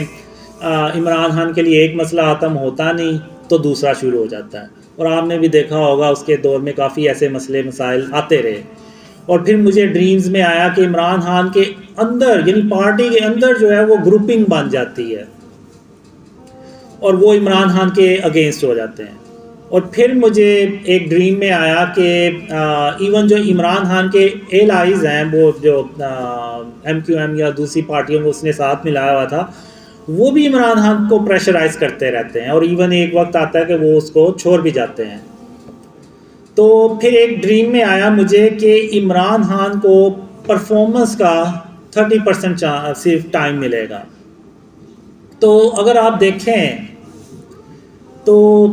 اگست 2018 سے اگر آپ دیکھیں تو مارچ 2020 تک جو ٹائم ہے وہ تقریباً 30% ہی بنتا ہے اس کے 5 سال کا. تو جیسے ہی 30% ہوتا ہے تو اس کے ساتھ ہی وہ کرونا وائرس جو ہے نا وہ دنیا میں پھیلنا شروع ہو جاتا ہے، اور پاکستان میں بھی وہ پھیلتا ہے، اور اس کی وجہ سے عمران خان کو موقع ہی نہیں ملتا کہ وہ اپنی پرفارمنس جو ہے نا وہ دکھا سکے. اور اس کے بعد پھر مجھے یہ بھی ڈریم آیا کہ عمران خان کے دور میں یعنی پاکستان کی ایک زمین ہوتی ہے جو ایسے دھنس جاتی ہے، اور اس سے بہت سے لوگوں کی جو کاروبار ہے نا وہ شدید متاثر ہوتے ہیں. تو یعنی یہ ڈریم سمبولک ہوتے ہیں، تو وہ ایک قدرتی آفت کو ریپریزنٹ کر رہی تھی، یعنی کوئی عمران خان کے دور میں کوئی قدرتی آفت آئے گی، تو وہ آپ نے دیکھا کہ وہ کرونا وائرس کی صورت میں آئی. تو اس کے بعد اگر آپ دیکھیں تو عمران خان کو دنیا بھر سے سپورٹ حاصل تھی. یعنی اگر آپ دیکھیں تو جتنا اسٹیبلشمنٹ نے عمران خان کو سپورٹ کیا تھا اتنا شاید ہی پاکستان کی تاریخ میں کسی وزیر اعظم کو سپورٹ کیا ہو. لیکن ان سب باتوں کے باوجود عمران خان جو ہے وہ اپنا مدت بھی پوری نہیں کر سکے. یعنی اگر آپ دیکھیں تو عمران خان اس طریقے سے گھر گئے کہ پاکستان میں آج تک کسی وزیر اعظم کو نہیں جانا پڑا، یعنی ووٹ آف نو کانفیڈنس سے عمران خان کو ریموو کیا گیا ایز اے پرائم منسٹر. تو اس کے علاوہ 2 خواب ایسے تھے کہ جس کے یعنی بعد میں جا کے تو عمران خان نے ہو بہو ویسے ہی الفاظ کہے. اب لوگ کہتے ہیں کہ جی میں پریڈکشن کرتا ہوں اور یہ وہ اس طرح کی، تو بہت سے لوگ پریڈکشنز کرتے ہیں. تو جو پریڈکشنز کرتے ہیں وہ 100 پریڈکشنز کی ہیں تو ان میں سے کوئی 8-10 سچی ہو جاتی ہوں گی ان کی، وہ بھی ان کے انالیسز ہوتے ہیں اور یا جو بھی. تو اب ایسا تو نہیں ہو سکتا کہ 100 پریڈکشنز کی ہیں تو 100 کی 100 ہی صحیح ہوئی ہوں. تو اگر آپ دیکھیں تو میرے جو ڈریمز ہیں، اگر میں عمران خان کو وہ اپنے خواب سناؤں نا آج، تو کہ مجھے یہ خواب آئے تھے آپ کے بارے میں، تو عمران خان کہے گا کہ شاید وہ مجھے نا یہ قاسم جو نیوز ہیڈ لائنز ہیں نا وہ پڑھ کے سنا رہا ہے. یعنی اتنے سچے وہ ڈریمز جو تھے نا وہ ہوئے تھے. اور جو میں نے ابھی 2 خوابوں کا ذکر کیا، اس میں ایک خواب میں عمران خان امریکہ سے کہہ رہا ہوتا ہے کہ ہم آپ کے غلام نہیں ہیں. اور ایک خواب میں عمران خان کہتا ہے، یہ خواب مجھے آیا تھا مارچ 2020 کو، اس میں عمران خان غصے میں آ کے، اضطراب کی حالت میں آ کے کہتا ہے کہ اگر آپ لوگ سمجھتے ہیں کہ مجھ سے بہتر کوئی اور آ کے مجھ سے بہتر پرفارمنس دکھا سکتا ہے تو پھر ٹھیک ہے، آپ اس کو بلا لیں اور میں چلا جاتا ہوں. تو اگر آپ دیکھیں تو جب عمران خان کو ہٹایا گیا تو عمران خان نے یہ ورڈ بہت بار یوز کیا کہ ہم امریکہ کے غلام نہیں ہیں. اور پھر کچھ مہینے پیچھے چلے جائیں تو عمران خان نے ایک سپیچ میں کہا کہ اگر آپ یہ سمجھتے ہیں کہ میری جگہ کوئی اور آ کے تو مجھ سے بہتر پرفارمنس دکھا سکتا ہے تو پھر ٹھیک ہے، آپ اس کو لے آئیں، میں چلا جاتا ہوں.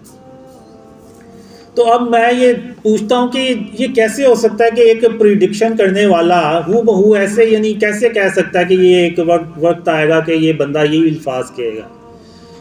تو وہ صرف اللہ رب العالمین ہے جس کو غیب کا پتہ ہے، جس کو مستقبل کا پتہ ہے، جس کے اور دلوں کے حالوں کا پتہ ہے. تو وہ اللہ کو پتہ تھا عمران خان نے یہ ورڈ ایک دن کہنے ہیں، تو وہ اللہ نے اپنی رحمت سے وہ مجھے پہلے ہی خوابوں میں دکھا دیے کہ عمران خان نا یہ ایک وقت آئے گا ایسے ورڈز یوز کرے گا. تو جب عمران خان گیا 10 اپریل کو، تو 15 اپریل 2022 کو مجھے خواب میں آیا کہ عمران خان بہت زیادہ کوشش کرتا ہے لیکن وہ ارلی الیکشنز کروانے میں بھی کامیاب نہیں ہوتا. تو یہ خواب میں نے، وہ طلحہ بھائی تھے، طلحہ بھائی ہیں آسٹریلیا سے،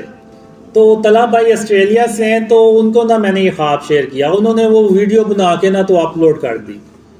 لیں جی، اب جب کبھی بھی وہ جو عمران خان کی جو ہوا بنی،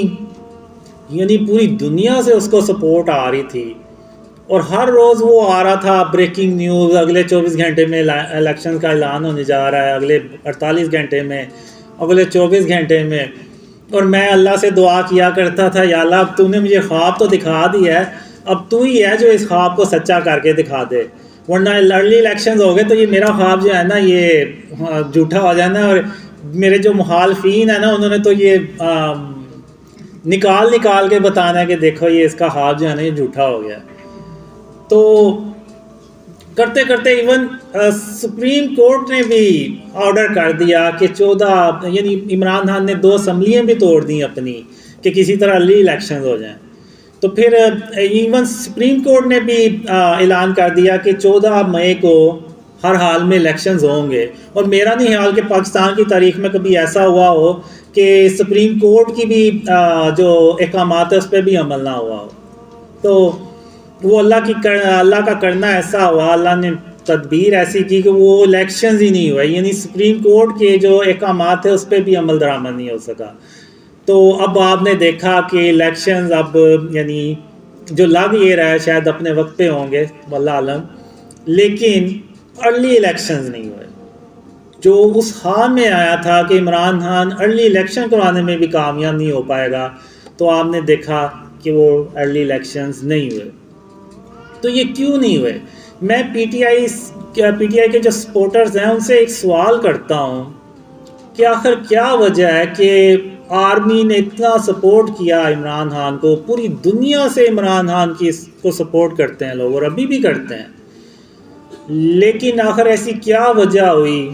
کہ عمران خان ناکام ہی ہوتے چلے گئے؟ تو انہوں نے کبھی غور ہی نہیں کیا، کبھی کوئی غور و فکر ہی نہیں کیا. اور اس کی ایک ہی وجہ ہے کہ جو عمران خان نے اللہ کو چھوڑ کے وہ قبر کو جو سجدہ کیا تھا، وہ شرک اکبر کیا تھا، اور اس کے بعد عمران خان کے ساتھ اللہ کی مدد نہیں تھی. یہی وجہ بنی کہ عمران خان آج ناکام ہو رہے ہیں. اور اکثر میں نے پی ٹی آئی کے لوگوں سے بات کی ہے تو وہ یہی کہتے ہیں کہ جی اس نے سجدہ تعظیمی کیا تھا، نعوذ باللہ. یہ سجدہ تعظیمی کیا ہے؟ یہ میں نے پہلی بار ہی سنا ہے. اللہ کے سوا تو کسی کو سجدہ کیا ہی نہیں جا سکتا، جو کرے گا وہ شرک کرے گا. خاتم النبیین محمد صلی اللہ علیہ وآلہ وسلم اللہ کی بہترین، اللہ نے جتنی بھی تخلیق کی ہے، جتنی مخلوق پیدا کی ہے، اس میں سب سے بہترین اللہ نے خاتم النبیین محمد صلی اللہ علیہ وسلم کو بنایا. اور ہم جتنا مرضی خاتم النبیین محمد صلی اللہ علیہ وسلم سے محبت کرنے والے بن جائیں، ہم صحابہ کرام جیسے محبت نہیں کر سکتے۔ تو مجھے کوئی ایک مثال بتا دیں کہ صحابہ کرام میں سے کسی ایک نے بھی نعوذ باللہ محمد صلی اللہ علیہ وسلم کو سجدہ کیا، کسی نے نہیں کیا۔ ایون حضرت محمد صلی اللہ علیہ وسلم نے منع فرمایا کہ اللہ کے سوا کسی کو سجدہ نہیں کرنا۔ اب پی ٹی آئی والے جو ہیں وہ اس چیز کو غور ہی نہیں کرتے، بلکہ عمران خان کو ڈیفینڈ کرتے ہیں کہ جی اس نے تو شرک ہی نہیں کیا، اس نے، کوئی کہتا ہے کہ جی زمین کو چوم لیا ہے، کوئی کہتا ہے کہ تعظیمی سجدہ کر دیا ہے۔ تو ایسا تو ہمیں تو نہیں ملتا، نہ صحابہ کی سنت ہے نہ محمد صلی اللہ علیہ وسلم کی سنت ہے، تو یہ پھر کہاں سے انہوں نے نکال لیا؟ تو اب جتنا جلدی عمران خان اس چیز کو ریئلائز کرے گا، جتنے جلدی عمران خان کے سپورٹرز اس کو ریئلائز کریں گے، اتنا ہی ہم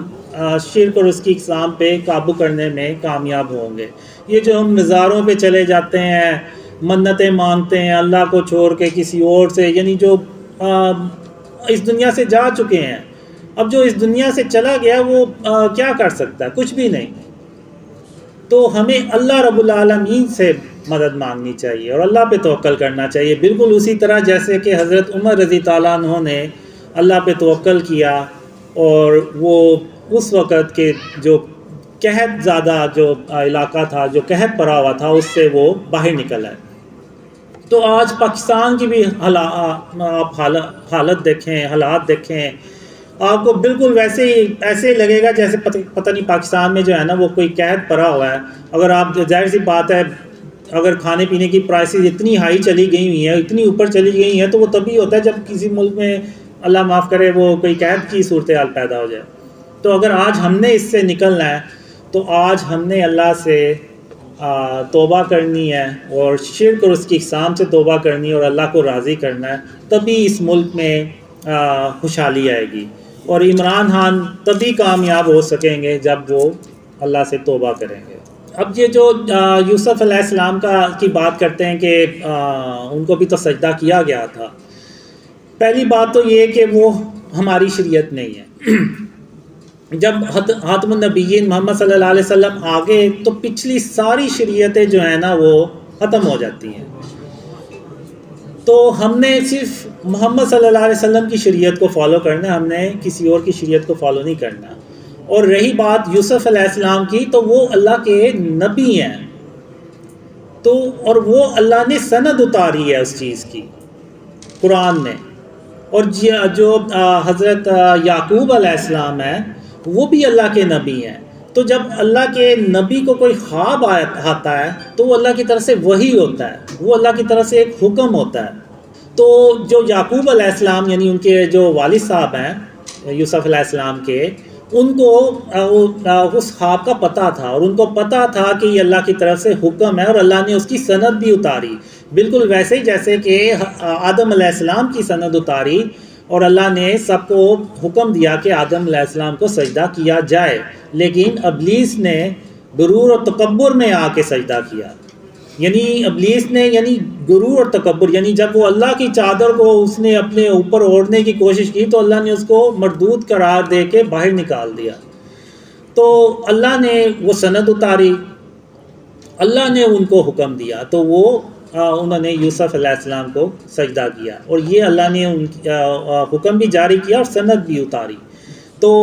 اللہ نے اس چیز کی کوئی سند نہیں اتاری ہوئی کہ نعوذ باللہ قبروں کو جا کے آپ سجدے کرنا شروع ہو جائیں۔ تو اور ہم نے خاتم النبیین محمد صلی اللہ علیہ وسلم کی شریعت کو فالو کرنا ہے، ہم نے کسی اور شریعت کو فالو نہیں کرنا، کیونکہ پہلے کی امتوں میں شراب بھی حلال تھی اور ایک شخص 2 سگی بہنوں سے شادی بھی کر سکتا تھا، اور خاتم النبیین محمد صلی اللہ علیہ وسلم کی شریعت میں یہ چیزیں حرام ہو گئی ہیں، یہ نہیں ہم کر سکتے۔ تو اب میں آخر میں بات کروں گا اپنے ڈریمز کے بارے میں، اپنی یعنی آپ کہہ لیں سٹوری کہہ لیں یا جو بھی، تو میں اس کی سٹوری اپنی کہانی بتاؤں گا کہ آخر میں یہاں تک کیسے پہنچا۔ تو 2006 میں نا مجھے پتہ چلا، اللہ نے مجھے خوابوں کے ذریعے سے بتایا کہ قاسم تم سیدھے رستے پہ نہیں جا رہے، تو اللہ نے پھر یعنی کافی میں نے اللہ کو راضی کرنے کی کوشش کی، تو اللہ نہیں تھا اور راضی۔ تو ان اندھیروں میں یعنی جب مجھے اپنی فکر پڑ گئی کہ جب اللہ کو میں نہ راضی کر سکا تو میری نہ دنیا ہے پھر نہ آخرت ہے، پھر میں گیا۔ تو میں نے بہت کوشش کی، مجھے کوئی رستہ نہیں تھا نظر آ رہا کہ میں اللہ کو کیسے راضی کروں۔ تو ان اندھیروں میں مجھے بیٹھے بیٹھے اچانک ایک خیال آیا، تو پھر میں نے اس پہ غور و فکر کیا۔ میں نے کہا کہ ہاں ایسی غلطی مجھ سے ہوئی ہے۔ وہ غلطی یہ تھی کہ میں نے غلطی سمجھ لیں یا کیا کوتاہی یا واللہ عالم اس کو کیسے میں ایکسپلین کروں گا، وہ یہ تھا کہ میں نے آج اس وقت تک کبھی بھی اللہ کو رحمان کہہ کے نہیں تھا بلایا، یعنی میں نے اللہ کو اللہ ہی کہہ کے بلایا تھا۔ تو ان اندھیروں میں مجھے یہ خیال آیا کہ میں اللہ کو رحمان کہہ کے بلاؤں، تو میں نے اللہ کو نہ پھر رحمان کہہ کے بلایا، اور اس کے لیے پھر میں نے ایک دعا تھی وہ بھی میں نے مانگی اللہ سے، رحمان سے۔ تو ان اندھیروں میں جو ہے نا وہ اللہ نے میری سن لی۔ پھر ایک خواب میں اللہ آیا اور اللہ نے کہا قاسم جب تم کھانا کھایا کرتے ہو تو اپنے کھانے کی برتنوں کو انگلی سے چاٹ کے صاف کر لیا کرو، تو میں تمہارے لیے کوئی تدبیر کروں گا۔ تو ان اندھیروں میں آپ یقین کریں میرے لیے یہ خواب ایسے ہی تھا جیسے کہ یعنی کوئی بہت بڑا میرے لیے اللہ نے کوئی رستہ کھولا ہے، کوئی میرے لیے اللہ نے معجزہ کر دکھایا ہے۔ تو پھر اس عمل پہ یعنی جب بھی میں کھانا کھاتا تھا تو میں اپنے برتنوں کو، کھانے کے برتنوں کو انگلی سے چاٹ کے صاف کر لیا کرتا تھا۔ تو اس کے چند مہینے کے بعد یعنی میں مسلسل اس دوران اللہ کو رحمان کہہ کے بلاتا رہا، تو اللہ نے کہا قاسم اب میں تجھے علم سکھاؤں گا، علم کی باتیں سکھاؤں گا۔ تو پھر اس کے بعد اللہ نے مجھے شرک اور اس کی اقسام کے بارے میں سکھانا شروع کیا، اور میرے اندر ایک جستجو تھی، ایک کیا کہتے ہیں طرب تھی کہ میں نے اللہ کو راضی کرنا ہے۔ تو جو اللہ اور محمد صلی اللہ علیہ وسلم پھر مجھے خوابوں میں کہتے رہے، بتاتے رہے، میں وہ کام کرتا رہا۔ اب میں ذرا یہاں پہ علماء سے بھی کہوں گا اور جو میرے مخالفین ہیں ان سے بھی میں کہوں گا کہ آپ مجھے بتائیں کہ ان میں ایسی کون سی ایسی بات ہے جو قرآن اور حدیث سے ٹکراتی ہے۔ پہلے تو اللہ اور خاتم النبیین محمد صلی اللہ علیہ وسلم نے مجھے کہا کہ شرک اور اس کی اقسام سے بچیں، ہر طرح کے شرک اور اس کی اقسام سے۔ اب لوگ مجھے یہ بھی کہتے ہیں کہ ہمیں کمنٹس کرتے رہتے ہیں کہ آپ تو خود تصویریں یوز کرتے ہیں،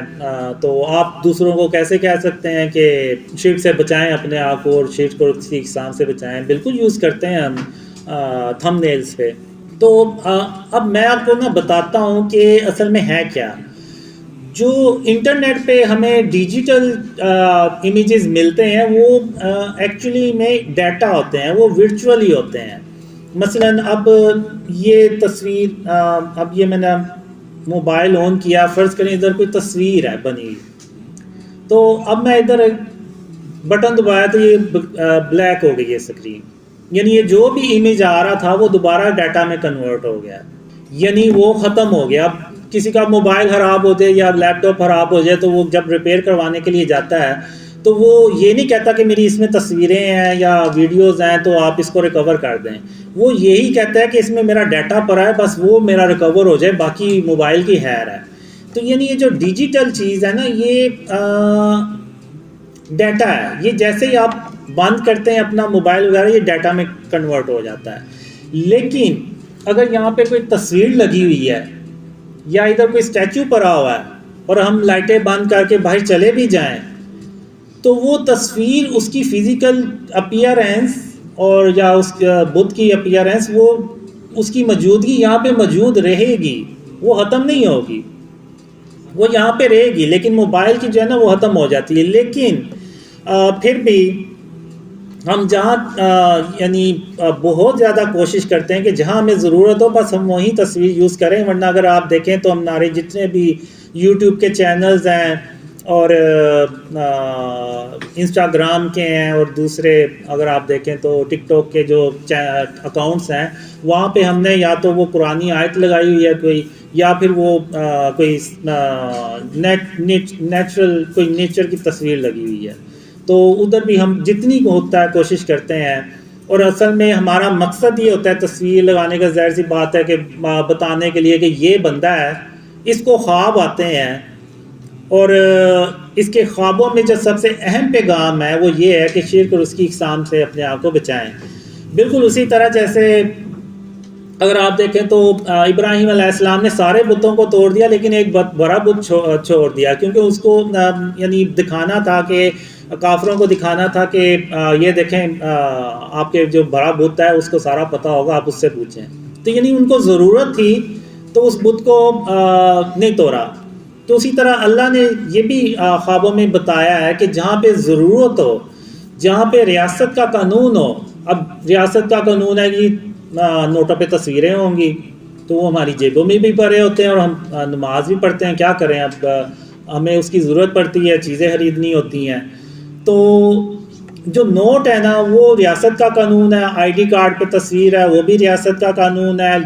ڈرائیونگ لائسنس ہے تو اس پہ بھی ریاست کا قانون ہے، اور جگہ جگہ جہاں بھی ریاست کا قانون لاگو ہوتا ہے، یعنی جہاں بھی انہوں نے فرض کیا ہوا ہے، وہ ضروری کیا ہوا ہے، وہاں پہ وہ تصویریں ہوتی ہیں، تو وہاں پہ وہ جائز ہے۔ اب کسی کا رزق جڑا ہوا ہے، اب یعنی کوئی فوٹوگرافر ہے، اب اس کا رزق ہی وہ یہ ہے کہ وہ تصویریں بنائے گا تو وہ رزق کمائے گا۔ اب یہ تو نہیں ہو سکتا کہ وہ اس کو کہیں گے جی تم اپنا بزنس ختم کرو،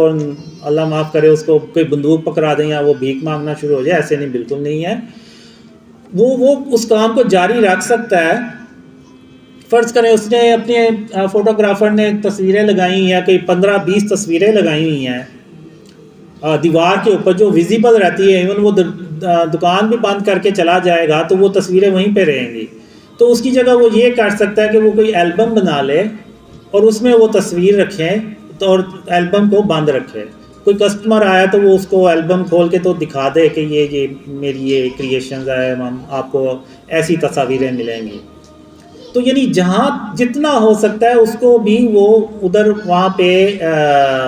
احتیاط کرنی ہے، اپنے آپ کو یعنی اس سے بچانا ہے شرک اور اس کی اقسام سے۔ اور چونکہ وہ اس کا رزق بھی ہے، اور جہاں پہ صحت کا معاملہ آ جائے، ظاہر سی بات ہے کچھ آپ میڈیکل پروڈکٹس دیکھیں گے تو اس میں بھی تصویریں بنی ہوتی ہیں، تو وہ بھی ضرورت ہوتی ہے، ظاہر سی بات ہے دوائیں کھانی ہوتی ہیں، تو وہ وہاں بھی الاؤ ہے۔ تو اب چونکہ ہمیں ضرورت ہے تو ہم یہ یوز کرتے ہیں۔ جب ہمارے یہ ڈریمز پھیل جائیں گے، جب یہ پیغام پوری امت کو پہنچ جائے گا کہ ہم نے شرک اور اس کی اقسام کو اپنے آپ سے بچانا ہے، کیونکہ اگر آپ دیکھیں تو سمپل سے ٹائٹل تھم نیلز بنا دیں ان کو کوئی دیکھتا بھی نہیں ہے، تو وہ پھر اس لیے بھی وہ تصاویر ہم یوز کرتے ہیں، لیکن اس کو ہم ایک لمٹ میں رکھا ہوا ہے، اور اس کو جب ہمیں ضرورت نہیں ہوگی ہم ہٹا دیں گے۔ تو یہ چیز اللہ نے مجھے یعنی ڈریمز میں دکھائی، اور اللہ نے ایک خواب میں مجھے یہ بتایا کہ قاسم اگر تم نے بھی تصویروں کو ہی دیکھنا ہے تو ہندو بھی تو تصویریں ہی دیکھتے ہیں، تو تم میں اور ان میں فرق ہی کیا رہ جاتا ہے پھر؟ تو یعنی اللہ نے مجھے یہاں تک بتایا، تو اس لیے دیواروں پہ بھی تصویریں لگانا جو ہے نا وہ ٹھیک نہیں ہے، وہ بھی فارم آف شرک ہے۔ اب بچوں کے کھلونے ہیں تو وہ بھی اب ضرورت ہے، ورنہ تو بچے تو آپ کو پتہ ہے کتنا تنگ کرتے ہیں، تو آپ رکھ سکتے ہیں، لیکن یہ کہ جب بچے کھیل لیں تو آپ ان کھلونوں کو کسی باکس میں ڈال دیں یا الماری میں رکھ دیں یا ان کے اوپر کوئی چادر ڈال دیں تاکہ وہ چھپ جائیں۔ اور جب اللہ اپنی رحمت سے اس ملک کو شرک اور اس کی اقسام سے پاک کرے گا اور ایسے کھلونے آ جائیں گے جن پہ تصویریں نہیں ہوں گی، تو پھر ہم ان کھلونوں کو لے کے آئیں گے اور ان کو ہم ختم کریں گے۔ اور اسی طرح یہ جتنے بھی اسٹیچوز ہیں، اب اس میں یہ نہیں کہتا کہ آپ سب اللہ معاف کرے وہ جا کے تو توڑنا شروع کر دیں، نہیں، یہ حکومت کا کام ہے۔ حکومت کا کام ہے کہ وہ ان ہاؤسنگ سوسائٹیز کو پابند کرے کہ وہ ان مجسموں کو ختم کریں، اور کسی ہاؤسنگ سوسائٹی کو الاؤ نہ کرے کہ وہ مجسمے جو بت بنا کے رکھتے ہیں وہ رکھیں، یا جو بڑے بڑے بینرز لگے ہوئے ہیں ان میں اتنی اتنی بڑی تصاویر ہیں. جیسے کہ اللہ نے مجھے کہا کہ اگر تم نے بھی تصویروں کو دیکھنا ہے اور ہندو بھی تصویروں کو دیکھتے ہیں تو تم میں اور ان میں فرق ہی کیا رہ گیا. تو ہم نے بھی اتنے اتنے بڑے جو بینرز لگائے ہیں جن میں تصویر ہوتی ہیں، تو اب ہم نے بھی انہی کو دیکھنا، تو پھر ہم میں اور ہندوؤں میں پھر فرق ہی کیا رہ جاتا ہے. یعنی اتنا مشکل ہے اس اسلامک ملک میں اپنے آپ کو شرک اور اس کی اقسام سے اپنے آپ کو بچا کے رکھنا کہ بعض کا تو میں خود سوچتا ہوں کہ پتہ نہیں ہم اسلامک ملک میں بھی ہیں یا نہیں ہیں. یہ ہر روز کوئی چیز لے کے اس پہ تصویر بنی ہوتی ہے. وہ میں نے تو اسپرے پینٹ لے کے رکھے ہوئے ہیں، تو جب بھی کوئی چیز آتی ہے تو میں اس پہ نا وہ تصویر بنی ہو تو اس پہ اسپرے پینٹ مار دیتا ہوں. تو بس یہ آپ کہہ لیں کہ یہ 24 گھنٹے کی نا کوئی ایک ڈیوٹی ہے جس پہ کام کرنا ہوتا ہے. تو یہ مجھے اب خوابوں میں اللہ نے شرک کے بارے میں بتایا اور اس کی فارمز کے بارے میں بتایا.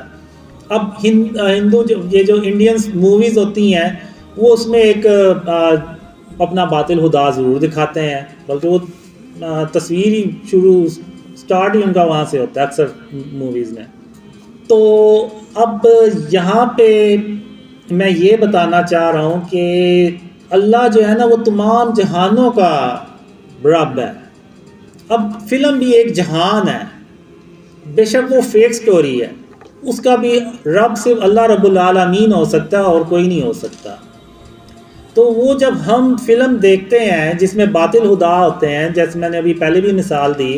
کہ وہ جب ہم دیکھیں گے اور ہم اپنے آگے رشتہ داروں کو دوستوں کو کہیں گے کہ یار بڑی اچھی سٹوری تھی، اس کے باطل خدا نے اس کی مدد کی اور جیت گیا، تو وہ ہم اس پہ یعنی یقین تو کر رہے ہیں. زبان سے کہہ دینا کہ جی ہم اللہ کے ساتھ کسی کو شریک تھوڑی ٹھہرا رہے ہیں، نہیں، ہم نے عملی طور پہ بھی اس پہ عمل کرنا ہے. یہ ہو ہی نہیں سکتا کہ ہم زبان سے کہہ دیں اور عمل ہمارا زیرو ہو، تو ایسا نہیں ہونا چاہیے. تو یہ اللہ نے مجھے خواب میں اور خاتم النبیین محمد صلی اللہ علیہ وسلم نے خوابوں میں بتایا کہ یہ شرک اور اس کی اقسام ہے. اگر آج آپ نظر دوڑا کے دیکھیں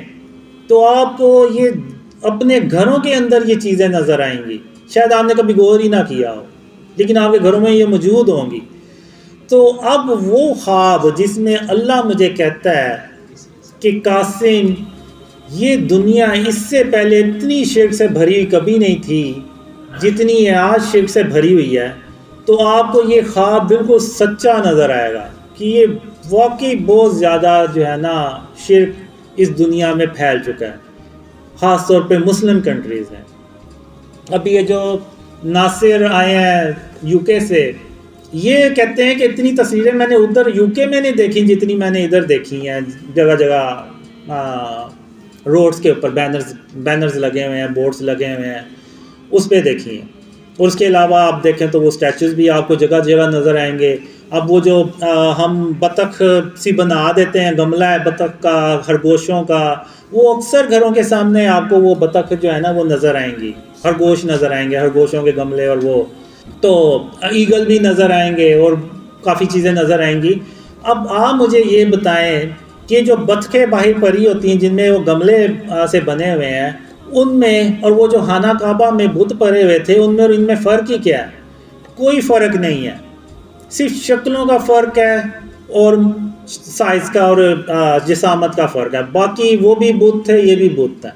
جو ہم نے اپنے گھروں کی زینت بڑھانے کے لیے، یعنی آپ کسی سے پوچھیں تو یہ کیوں لگائے ہوئے ہیں تو وہ کہیں گے اس سے ہماری گھر کی خوبصورتی میں اضافہ ہوتا ہے، ہمارے گھروں کی زینت میں اضافہ ہوتا ہے. بالکل ویسے کہ وہ جیسے پچھلے کافر لوگ ابھی بھی کہتے ہیں، جنہوں نے اپنے رکھے ہوتے ہیں کافروں نے، وہ کہتے ہیں کہ یہ ہمارے لیے فائدہ مند ہے، یعنی یہ ہمیں نفع پہنچاتے ہیں، فائدہ ہوتا ہے ہمیں ان سے. تو اسی طرح ہم بھی وہ کہتے ہیں کہ جی اس سے تو ہماری گھروں کی زینت بڑھتی ہے، ہمیں اس سے فائدہ ہے. تو یعنی اگر آپ دیکھیں تو وہ کافروں سے ملتے جلتے ہی ہمارے وہ ریاکشنز اور باتیں ہوتی ہیں، لیکن ہم نے سوچنا ہی نہیں ہے، کبھی سمجھنا ہی نہیں ہے کہ محمد صلی اللہ علیہ وسلم کی جو سنت ہے وہ بتوں کو اور تصویروں کو ختم کرنے کی سنت ہے. اب یہ شرک اور اس کی اقسام ہے. اب آپ مجھے بتائیں کہ اس میں قرآن اور حدیث سے کیا چیز ٹکرا رہی ہے؟ کچھ بھی نہیں ٹکرا رہی. اور یہ جو ڈریم ہے یہ پوری امت کے لیے حجت ہے. آج یہ جو تصویریں جتنے مرضی آپ علماء سے پوچھ لیں وہ اس بات پہ متفق ہوں گے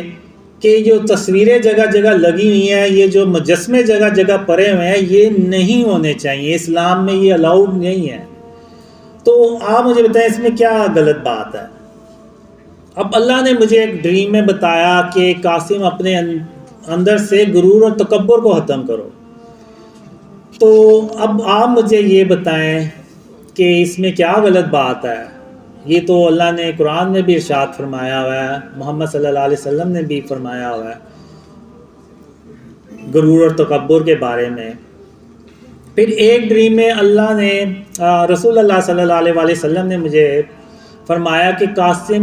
اللہ کی صبح و شام تعریف اور اس کی تسبیح کیا کرو۔ تو آپ مجھے بتائیں اس میں کیا غلط بات ہے؟ یہ تو قرآن میں اللہ نے جگہ جگہ ارشاد فرمایا ہوا ہے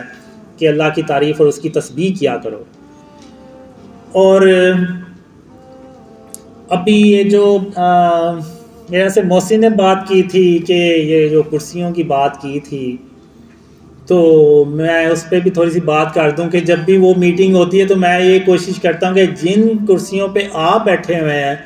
میں بھی ان کرسی پہ بیٹھوں، میرے لیے یعنی کوئی اسپیشل کرسی نہ ہو۔ اس کی وجہ ایک یہ ہے، ایک ڈریم میں مجھے یعنی ایسے ہی میٹنگ سی ہوتی ہے، ساری ایک جیسی کرسی ہوتی ہیں، لیکن جو میرے لیے انہوں نے سلیکٹ کی ہوتی ہے وہ ان کرسیوں سے زیادہ لگژری ہوتی ہے، زیادہ اچھی ہوتی ہے۔ تو مجھے یہ کہتے ہیں وہ لوگ کہ آپ اس پہ بیٹھیں، ہم نے آپ کے لیے یہ کرسی رکھی ہے، تو میں اس پہ نہیں بیٹھتا، میں اسی کرسی پہ بیٹھتا ہوں جس پہ باقی بیٹھے ہوتے ہیں۔ تو پھر خواب میں اللہ مجھے کہتا ہے قاسم تیری اسی سادگی کی وجہ سے محمد صلی اللہ علیہ وسلم تیرے خوابوں میں دوڑتے چلے آتے ہیں۔ تو اللہ نے مجھے یہ مثال دے کے تو بتایا، تو اب یہ سن کے مجھے اتنی خوشی ہوئی کہ محمد صلی اللہ علیہ وسلم یعنی خاتم النبیین، یعنی اللہ کے جو آخری رسول ہیں صلی اللہ علیہ وسلم، وہ اگر آپ لوگوں کو پتہ چلے کہ آپ لوگوں کے خوابوں میں وہ دوڑتے چلے آ رہے ہیں اور کس وجہ سے آ رہے ہیں، آپ کو یہ بھی اللہ بتا دے، تو آپ اس پہ کتنی سختی سے عمل کریں گے کہ یہ میں کچھ بھی ہو جائے یہ عمل میں نہیں چھوڑوں گا۔ کہیں ایسا نہ ہو کہ میں یہ عمل چھوڑ دوں اور میں بھی وہ لگژری کرسیوں پہ بیٹھنا شروع ہو جاؤں جس پہ آپ نہ بیٹھیں اور پتہ چلے جی خاتم النبیین محمد صلی اللہ علیہ وسلم اب میرے خوابوں میں نہیں آ رہے، تو اس سے بڑا اور میرے لیے کیا صدمہ ہو سکتا ہے۔ تو اس لیے میں کوشش یہی میں نے عرفان بھائی کو اسپیشلی اس ڈیوٹی پہ لگایا ہوا ہے کہ جو باقیوں کے لیے کرسی ہوگی وہی میرے لیے ہوگی۔ ایسا نہیں ہونا چاہیے کہ میں کسی اچھی کرسی پہ بیٹھا ہوں اور آپ کوئی دوسری کرسی پہ بیٹھیں۔ تو یہ اس میں آپ مجھے بتائیں کہ اس میں کیا یعنی غلط بات ہے جو اسلام یا قرآن اور حدیث سے ایسی کوئی بات ٹکراتی ہے۔ پھر ایک خواب میں اللہ نے مجھے بتایا کہ اپنے سینے سے کینے اور بغض کو ختم کرو۔ تو اب مثال اللہ نے جو خواب میں مجھے دکھائی نا وہ بڑی اللہ نے دکھائی کہ وہ جو ڈریم گرل تھی نا اس کے بارے میں اللہ نے مجھے کہا کہ اس کے یعنی تمہیں اس کے لیے بھی اپنے سینے میں کینہ اور بغض ذرا برابر بھی نہیں رکھنا۔ تو میں صبح اٹھا، میں نے اللہ سے کہا یا اللہ تم نے کوئی اور مثال دینی تھی، اس نے اتنے سال مجھے رگڑا لگایا ہے تو کوئی اور مثال دیتا تو میں یعنی بہت مشکل ہے کہ میں بھولوں کہ میرے ساتھ کیا ہوا کیا نہیں ہوا، لیکن پھر بھی میں نے کہا کہ نہیں اللہ میں نے اپنے آپ سے عہد کیا ہوا ہے، میں نے یعنی ایک خواب میں اللہ سے کہا تھا کہ یا اللہ بس مجھے تو ایک موقع دے دے، ایک موقع دے دے، اگر میں اب بھی اپنے آپ کو نہ سدھار سکا تو پھر تم مجھے بے شک چھوڑ دینا۔ تو وہ چیز پھر میرے ذہن میں آتی تھی اور میں نے کہا کہ نہیں اگر اللہ نے کہہ دیا کہ کینہ اور بغض نکالنا ہے اپنے سینے سے تو میں ہر حال میں انشاءاللہ اللہ کی مدد سے اپنے سینے سے کینے اور بغض کو نکالوں گا۔ تو اس میں کیا بری بات ہے؟ اب ایک خواب میں اللہ نے مجھے کہا کہ قاسم جب تم زمین پہ چلا کرو تو عاجزی سے چلا کرو اور یعنی سافٹلی چلا کرو کہ تم کوئی زمین کو پھاڑ تو نہیں دو گے۔ پھر اس کے بعد میں نے اپنی جو چلنے کا سٹائل ہے وہ بھی چینج کیا۔ اکثر لوگ ہوتے ہیں ایسے سینہ تان کے تو ایسے چلتے ہیں، تو اللہ کو وہ چال بالکل پسند نہیں ہے. تو آپ لوگوں نے اکثر دیکھا ہوگا کہ میں ایسے یعنی تھوڑا سر کو جھکا کے تو چلتا ہوں. تو یہ اللہ نے اس خواب میں مجھے سکھایا. تو اس کے بعد بچوں سے شفقت سے پیش آنا. ایک نہیں 2 خوابوں میں خاتم النبیین محمد صلی اللہ علیہ وسلم نے مجھے اسپیشلی بتایا کہ بچوں سے جو ہے نا وہ شفقت سے پیش آنا ہے اور نرمی سے پیش آنا ہے. اب اگر آپ دیکھیں تو روتے ہوئے بچے کو چپ کرانا جو ہے نا وہ اللہ کے نزدیک بہت بڑا عمل ہے. اب اگر ہم دیکھیں تو جب ہم عمرہ کرتے ہیں تو وہ صفا مروہ پہ ہم 7 چکر لگاتے ہیں. اب وہ 7 چکر ہم کیوں لگاتے ہیں؟ اب وہ 7 چکر ہم اس لیے لگاتے ہیں کہ جب اسماعیل علیہ السلام پیاسے تھے اور رو رہے تھے اور ان کی جو امی تھیں والدہ تھیں وہ ان کو یعنی 7 چکر لگا رہے ہیں، یعنی چکر پہ چکر لگاتی جا رہی ہیں کہ کسی طرح انہیں پانی ملے اور وہ جو روتا ہوا بچہ ہے اس کو ہم یعنی وہ چپ ہو جائے، یعنی پیاسا ہے تو وہ پانی اسماعیل علیہ السلام پانی پئیں گے تو وہ چپ ہو جائیں گے. تو اللہ کو وہ جو کوشش تھی ایک بچے کے لیے جو وہ رو رہا تھا، تو اللہ کو وہ عمل اتنا پسند آیا کہ قیامت تک کے مسلمانوں کے لیے اللہ نے وہ فرض کر دیا کہ جو عمرہ کرے گا وہ صفا مروہ پہ 7 چکر لگائے گا. تو جو یہ میری اپنی سوچ ہے کہ جو میں نے ڈریمز کے ذریعے سے سمجھی کہ جو بچوں کو چپ کرانا ہے نا وہ اللہ کو اتنا پسند آتا ہے عمل کہ وہ اللہ نے وہ مثال بنا دی ہمارے لیے. اور ایک ڈریم میں تو یعنی مجھے اللہ نے یہ دکھایا کہ کوئی روتا ہوا بچہ ہے، اس کو جب چپ کرایا جاتا ہے تو وہ ایسے ہی ہے جیسے ایک بڑا عالم اپنے وقت کا، اس کی کئی سال کی جو عبادت ہے اس کے برابر ہے وہ، یعنی اس سے بھی بھر کے وہ عمل ہے جب کسی روتے ہوئے بچے کو ہم چپ کراتے ہیں. اللہ نے یہ بھی کہا کہ کسی کی غیبت نہیں کرنی.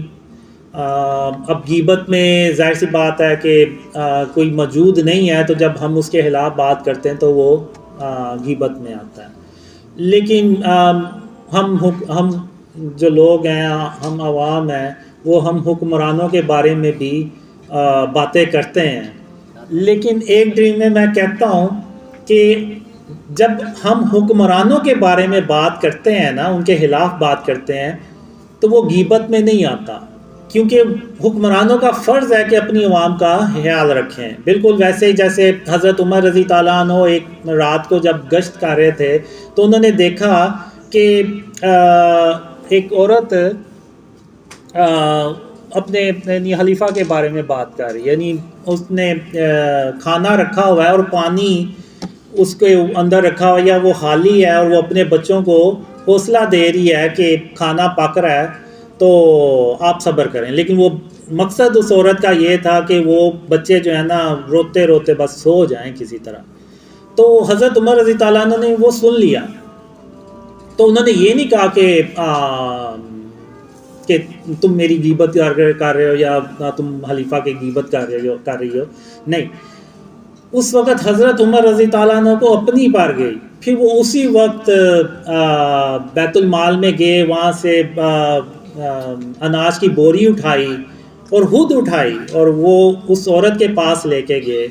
اور بچے کو کھانا دیا. پھر وہ بچے جو ہیں وہ سوئے ہیں. تو میرے خیال سے حکمرانوں کے بارے میں دوسروں کو شر سے بچانے کے لیے کر سکتے ہیں. تو یعنی غیبت جو ہے وہ اس میں پھر بھی ہمیں کوشش کرنی چاہیے. میں اس لیے کہہ رہا ہوں کہ میں خود حکمرانوں کے خلاف جو ہے نا بات کرتا ہوں کہ یہ اس طرح سے نہیں کرنی چاہیے. خاص طور پہ شرک سے کسی حکمران نے آج تک کوشش ہی نہیں کی کہ اس ملک کو شرک اور اس کی اقسام سے پاک کیا جائے. تو اب میں آخر میں بات کروں گا کہ اب یعنی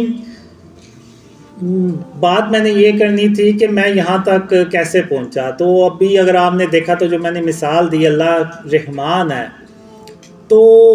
اب اگر میں یہاں پہ آج موجود ہوں نا تو وہ صرف اس وجہ سے ہوں کہ اگر اللہ رحمان نہ ہوتا نا تو آج میں یہاں پہ نہ ہوتا، تو آج میں وہ انہی اندھیروں میں پڑا رہتا اور شاید میرا برا ہی حال ہوتا۔ تو اللہ نے اپنی رحمت سے ان اندھیروں سے باہر نکالا۔ اب آتے ہیں کہ پاکستان میں خوشحالی اور اس سے متعلق جو مجھے ڈریمز آئے ہیں وہ کیا ہیں۔ اب کچھ ڈریمز ہیں، ایک دو ڈریمز ہیں، اس میں میں ایون عمران خان سے بھی یہ کہتا ہوں کہ اگر میرے خواب آپ کے بارے میں سچے ہوئے ہیں تو میرے وہ خواب جو پاکستان کی خوشحالی اور اسلام کی سربلندی سے متعلق آئے ہیں وہ بھی سچے ہوں گے۔ میں آپ کو کچھ ڈریمز شیئر کرتا ہوں کہ وہ ڈریمز کیا ہیں۔ اب ایک ڈریم میں یہ ہوتا ہے کہ میں نا دیکھتا ہوں کہ ایک سونے کی بھری سی دکان ہے، بہت بڑی ہے، اور اندر وہ سونا جو زیورات ہے وہ پڑے ہوئے ہیں اور دروازہ اس کا کھلا ہوا ہے۔ تو میں اس کو دیکھ کے حیران ہوتا ہوں، میں کہتا ہوں یہ پاکستان ہے اور یہ سونے کی دکان یہاں پہ کھلی ہوئی ہے، باہر گارڈ بھی نہیں بیٹھا ہوا اور یہ دروازہ بھی اس کا کھلا ہوا ہے، یہ چکر کیا ہے؟ تو میں پھر اندر جاتا ہوں تو واقعی ادھر سونا پڑا ہوتا ہے، تو مالک وہاں پہ نہیں ہوتا۔ پھر میں وہ ساتھ والی جو شاپ ہوتی ہے اس سے پوچھتا ہوں کہ یہ ساتھ والا جو شاپ کیپر جس کی دکان ہے وہ کدھر گیا ہے؟ تو وہ کہتا ہے کہ یہ اپنے کسی کام سے نا گھر میں گیا ہے، تو اور دکان اس کو وہ ایسے ہی کھلی چھوڑ گیا۔ تو میں بڑا حیران ہوتا ہوں، میں کہتا ہوں یہ کہ اللہ نے اس قوم کو ایسا کر دیا ہے اپنی رحمت سے کہ سونے کی دکان کھلی ہوئی ہے لیکن کوئی سونا لوٹنے ہی نہیں آ رہا، بلکہ میں دیکھتا ہوں دکان سے کے آگے سے لوگ گزر رہے ہیں اور وہ اس دکان کی طرف دیکھ بھی نہیں رہے۔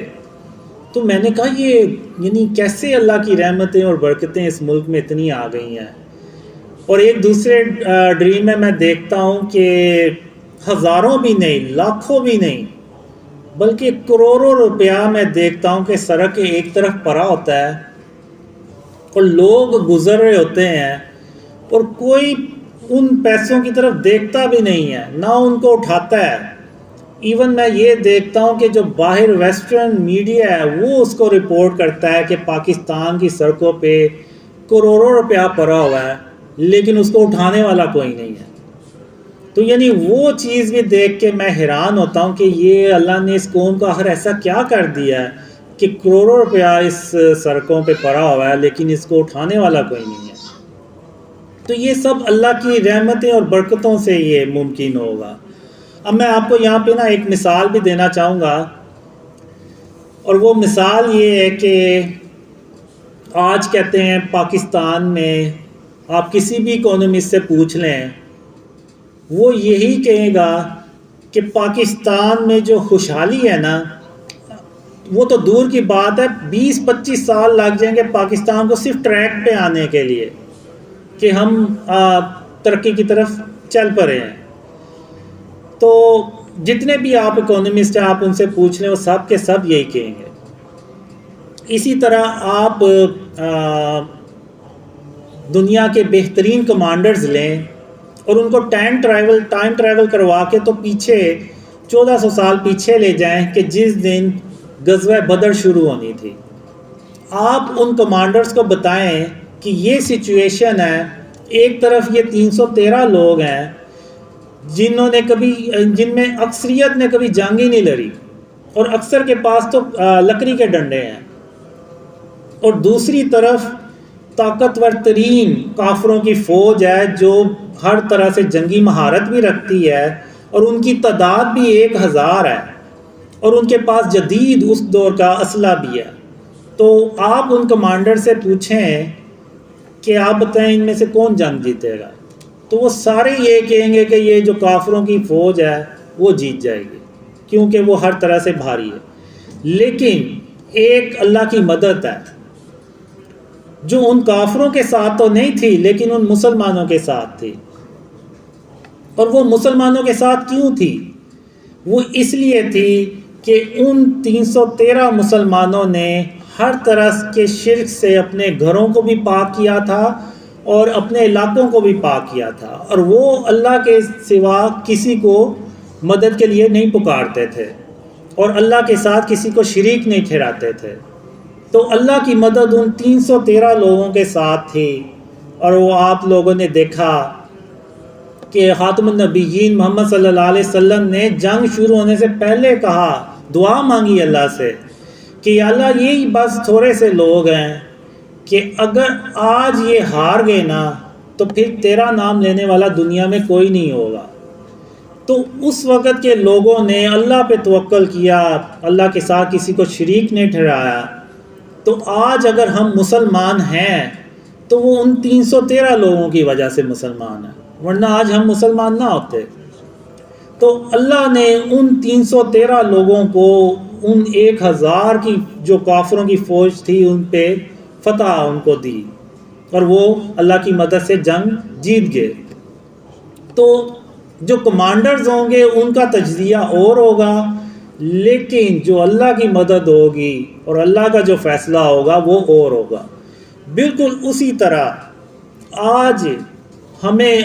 جتنے بھی اکانومسٹ ہیں آپ ان سے پوچھ لیں، وہ یہ کہیں گے 20-25 سال تو پاکستان ٹریک پہ بھی جاتا ہوا نظر نہیں آ رہا، لیکن ایک اللہ کی مدد ہے۔ اگر آج ہم اس ملک کو شرک اور اس کی اقسام سے پاک کر دیں تو اللہ کی مدد آئے گی، اور اللہ کی ایسے مدد آئے گی جہاں سے ہمیں امید بھی نہیں ہوگی، اور اللہ اپنی رحمت سے ہمیں جو میں یہ نہیں کہہ رہا کہ نعوذ باللہ یعنی میں یہ نہیں کہہ رہا کہ ہم آج شرک کو ختم کر دیں گے تو کل صبح اٹھیں گے تو ہر طرف خوشحالی ہمیں نظر آئے گی، نہیں، ٹائم لگے گا، لیکن ہو سکتا ہے جہاں 20-25 سال لگنے ہیں وہاں پہ 2-2.5 سال لگیں، لیکن پاکستان میں 2-2.5 سالوں کے بعد خوشحالی اللہ کی مدد سے آ جائے گی۔ یعنی ایسا ہو سکتا ہے، یعنی اس میں تھوڑی سی اسٹرگل تو ہوگی، لیکن ہم اللہ کی رحمت سے، جیسے کہ مجھے خوابوں میں بھی آیا کہ ہم ایسا گورننس کا سسٹم بناتے ہیں کہ جو یورپ کے لوگ ہوتے ہیں نا وہ کہتے ہیں کہ یہ تو بڑی پست قوم تھی، یہ تو کل ہمارے پاس آتے تھے، بھیک مانگنے آتے تھے ہم سے کہ ہمیں تھوڑا سا قرضہ دے دیں، ہم نے ملک چلانا ہے، اور آج انہوں نے ایسا گورننس سسٹم بنایا اور یہ پوری دنیا کو لیڈ کرنے کے لیے جا رہے ہیں۔ یعنی یہ میں نے خوابوں میں دیکھا ہے، اور اتنا یعنی آپ کہہ لیں کہ رسک دیکھا ہے کہ لوگ جو ہے نا وہ کوئی ملتا ہی نہیں ہے، کوئی غریب نہیں ملتا، کوئی بھوکا نہیں ملتا۔ یعنی اس وقت نیکی کیسے کر سکتے ہیں؟ یہ نہیں کر سکتے کہ آپ کسی بھوکے کو کھانا کھلا دیں یا کسی کو صدقہ خیرات دے دیں یا زکوٰۃ دے دیں، نہیں۔ اس وقت جو میں نے دیکھا ہے نیکی کرنے کے لیے بس یہ ہے کہ آپ نوافل پڑھ لیں، فرض پڑھیں، نماز پڑھیں، روزے رکھیں، بس اسی طریقے سے آپ نیکیاں کما سکتے ہیں۔ وہ پھر بھول جائیں کہ آپ کو کوئی غریب ملے گا یا کوئی بھوکا ملے گا جس کو آپ کھانا کھلا کے تو نیکی کما سکتے ہیں۔ یعنی یہ میں نے خوابوں میں دیکھا ہے۔ اور پھر جو بجلی کے بارے میں بھی میں نے دیکھا اپنے ڈریمز میں کہ کچھ ڈریمز میں میں نے دیکھا کہ ہم بجلی کیسے بناتے ہیں، اور ایک ڈریم میں تو میں نے یہ دیکھا کہ اس وقت کے جو لیڈر ہوتے ہیں وہ عوام سے کہہ رہے ہوتے ہیں کہ بجلی جو ہے نا وہ فری ہے، آپ جتنی مرضی استعمال کریں۔ وہ ان پاکستانیوں کو یقین ہی نہیں آ رہا ہوتا کہ بجلی جو ہے نا وہ پاکستان میں فری ہو گئی ہے۔ تو وہ یعنی لوگ اس لیڈر کی بات ماننے سے انکار کر دیتے ہیں۔ تو وہ لیڈر کو یہ کہنا پڑتا ہے کہ اگر آپ کو میری بات کا یقین نہیں آ رہا نا تو آپ جائیں اپنے میٹر جو ہے نا وہ توڑ دیں، تو آپ کو یقین آ جائے گا، آپ کو کوئی بجلی کا بل نہیں آئے گا۔ یعنی میں نے یہ اپنی ڈریمز میں دیکھا ہے، اللہ کی رحمتیں اور برکتیں، اور یہ تبھی ہو سکتا ہے جب ہم شرک اور اس کی اقسام سے اپنے آپ کو بچائیں، اور جب ہم بچائیں گے تو انشاءاللہ جیسے میرے خواب عمران خان کے بارے میں سچے ہوئے ہیں، یہ اللہ نے اصل میں ایک انڈیکیشن دیا ہے، ایک آپ کہہ لیں پروف دیا ہے یا ثبوت دیا ہے جو بھی، کہ اگر اس کے خواب عمران خان کے بارے میں سچے ہوئے ہیں تو اگر آپ شرک اور اس کی اقسام سے اپنے آپ کو بچا لیں گے تو اس کے جو باقی کے خواب ہیں نا وہ بھی سچے ہوں گے، اور اس ملک میں اتنی خوشحالی آئے گی کہ لوگ جو ہے نا وہ ڈھونڈتے رہ جائیں گے کہ ہمیں کوئی گرین مل جائے کسی طرح کہ ہم نیکی کر لیں. تو اب میں اپنی اسپیچ کا اختتام کرتا ہوں اس نیت سے، اس دعا سے کہ اللہ ہمیں شرک اور اس کی اقسام سے بچانے کی توفیق عطا فرمائے، کیونکہ اللہ نے قرآن میں بھی ارشاد فرمایا جس نے شرک کیا اس نے گویا اپنی جان پہ ظلم کیا، اور اللہ قیامت کے دن جس کے چاہے گا گناہ بخش دے گا لیکن شرک کبھی معاف نہیں کرے گا. تو میں آپ سب کا بہت شکریہ ادا کرتا ہوں کہ آپ لوگ آئے اور آپ نے اسپیچ سنی. تو اب ہم نماز پڑھیں گے. اوکے، جزاک اللہ خیر. السلام علیکم ورحمۃ اللہ.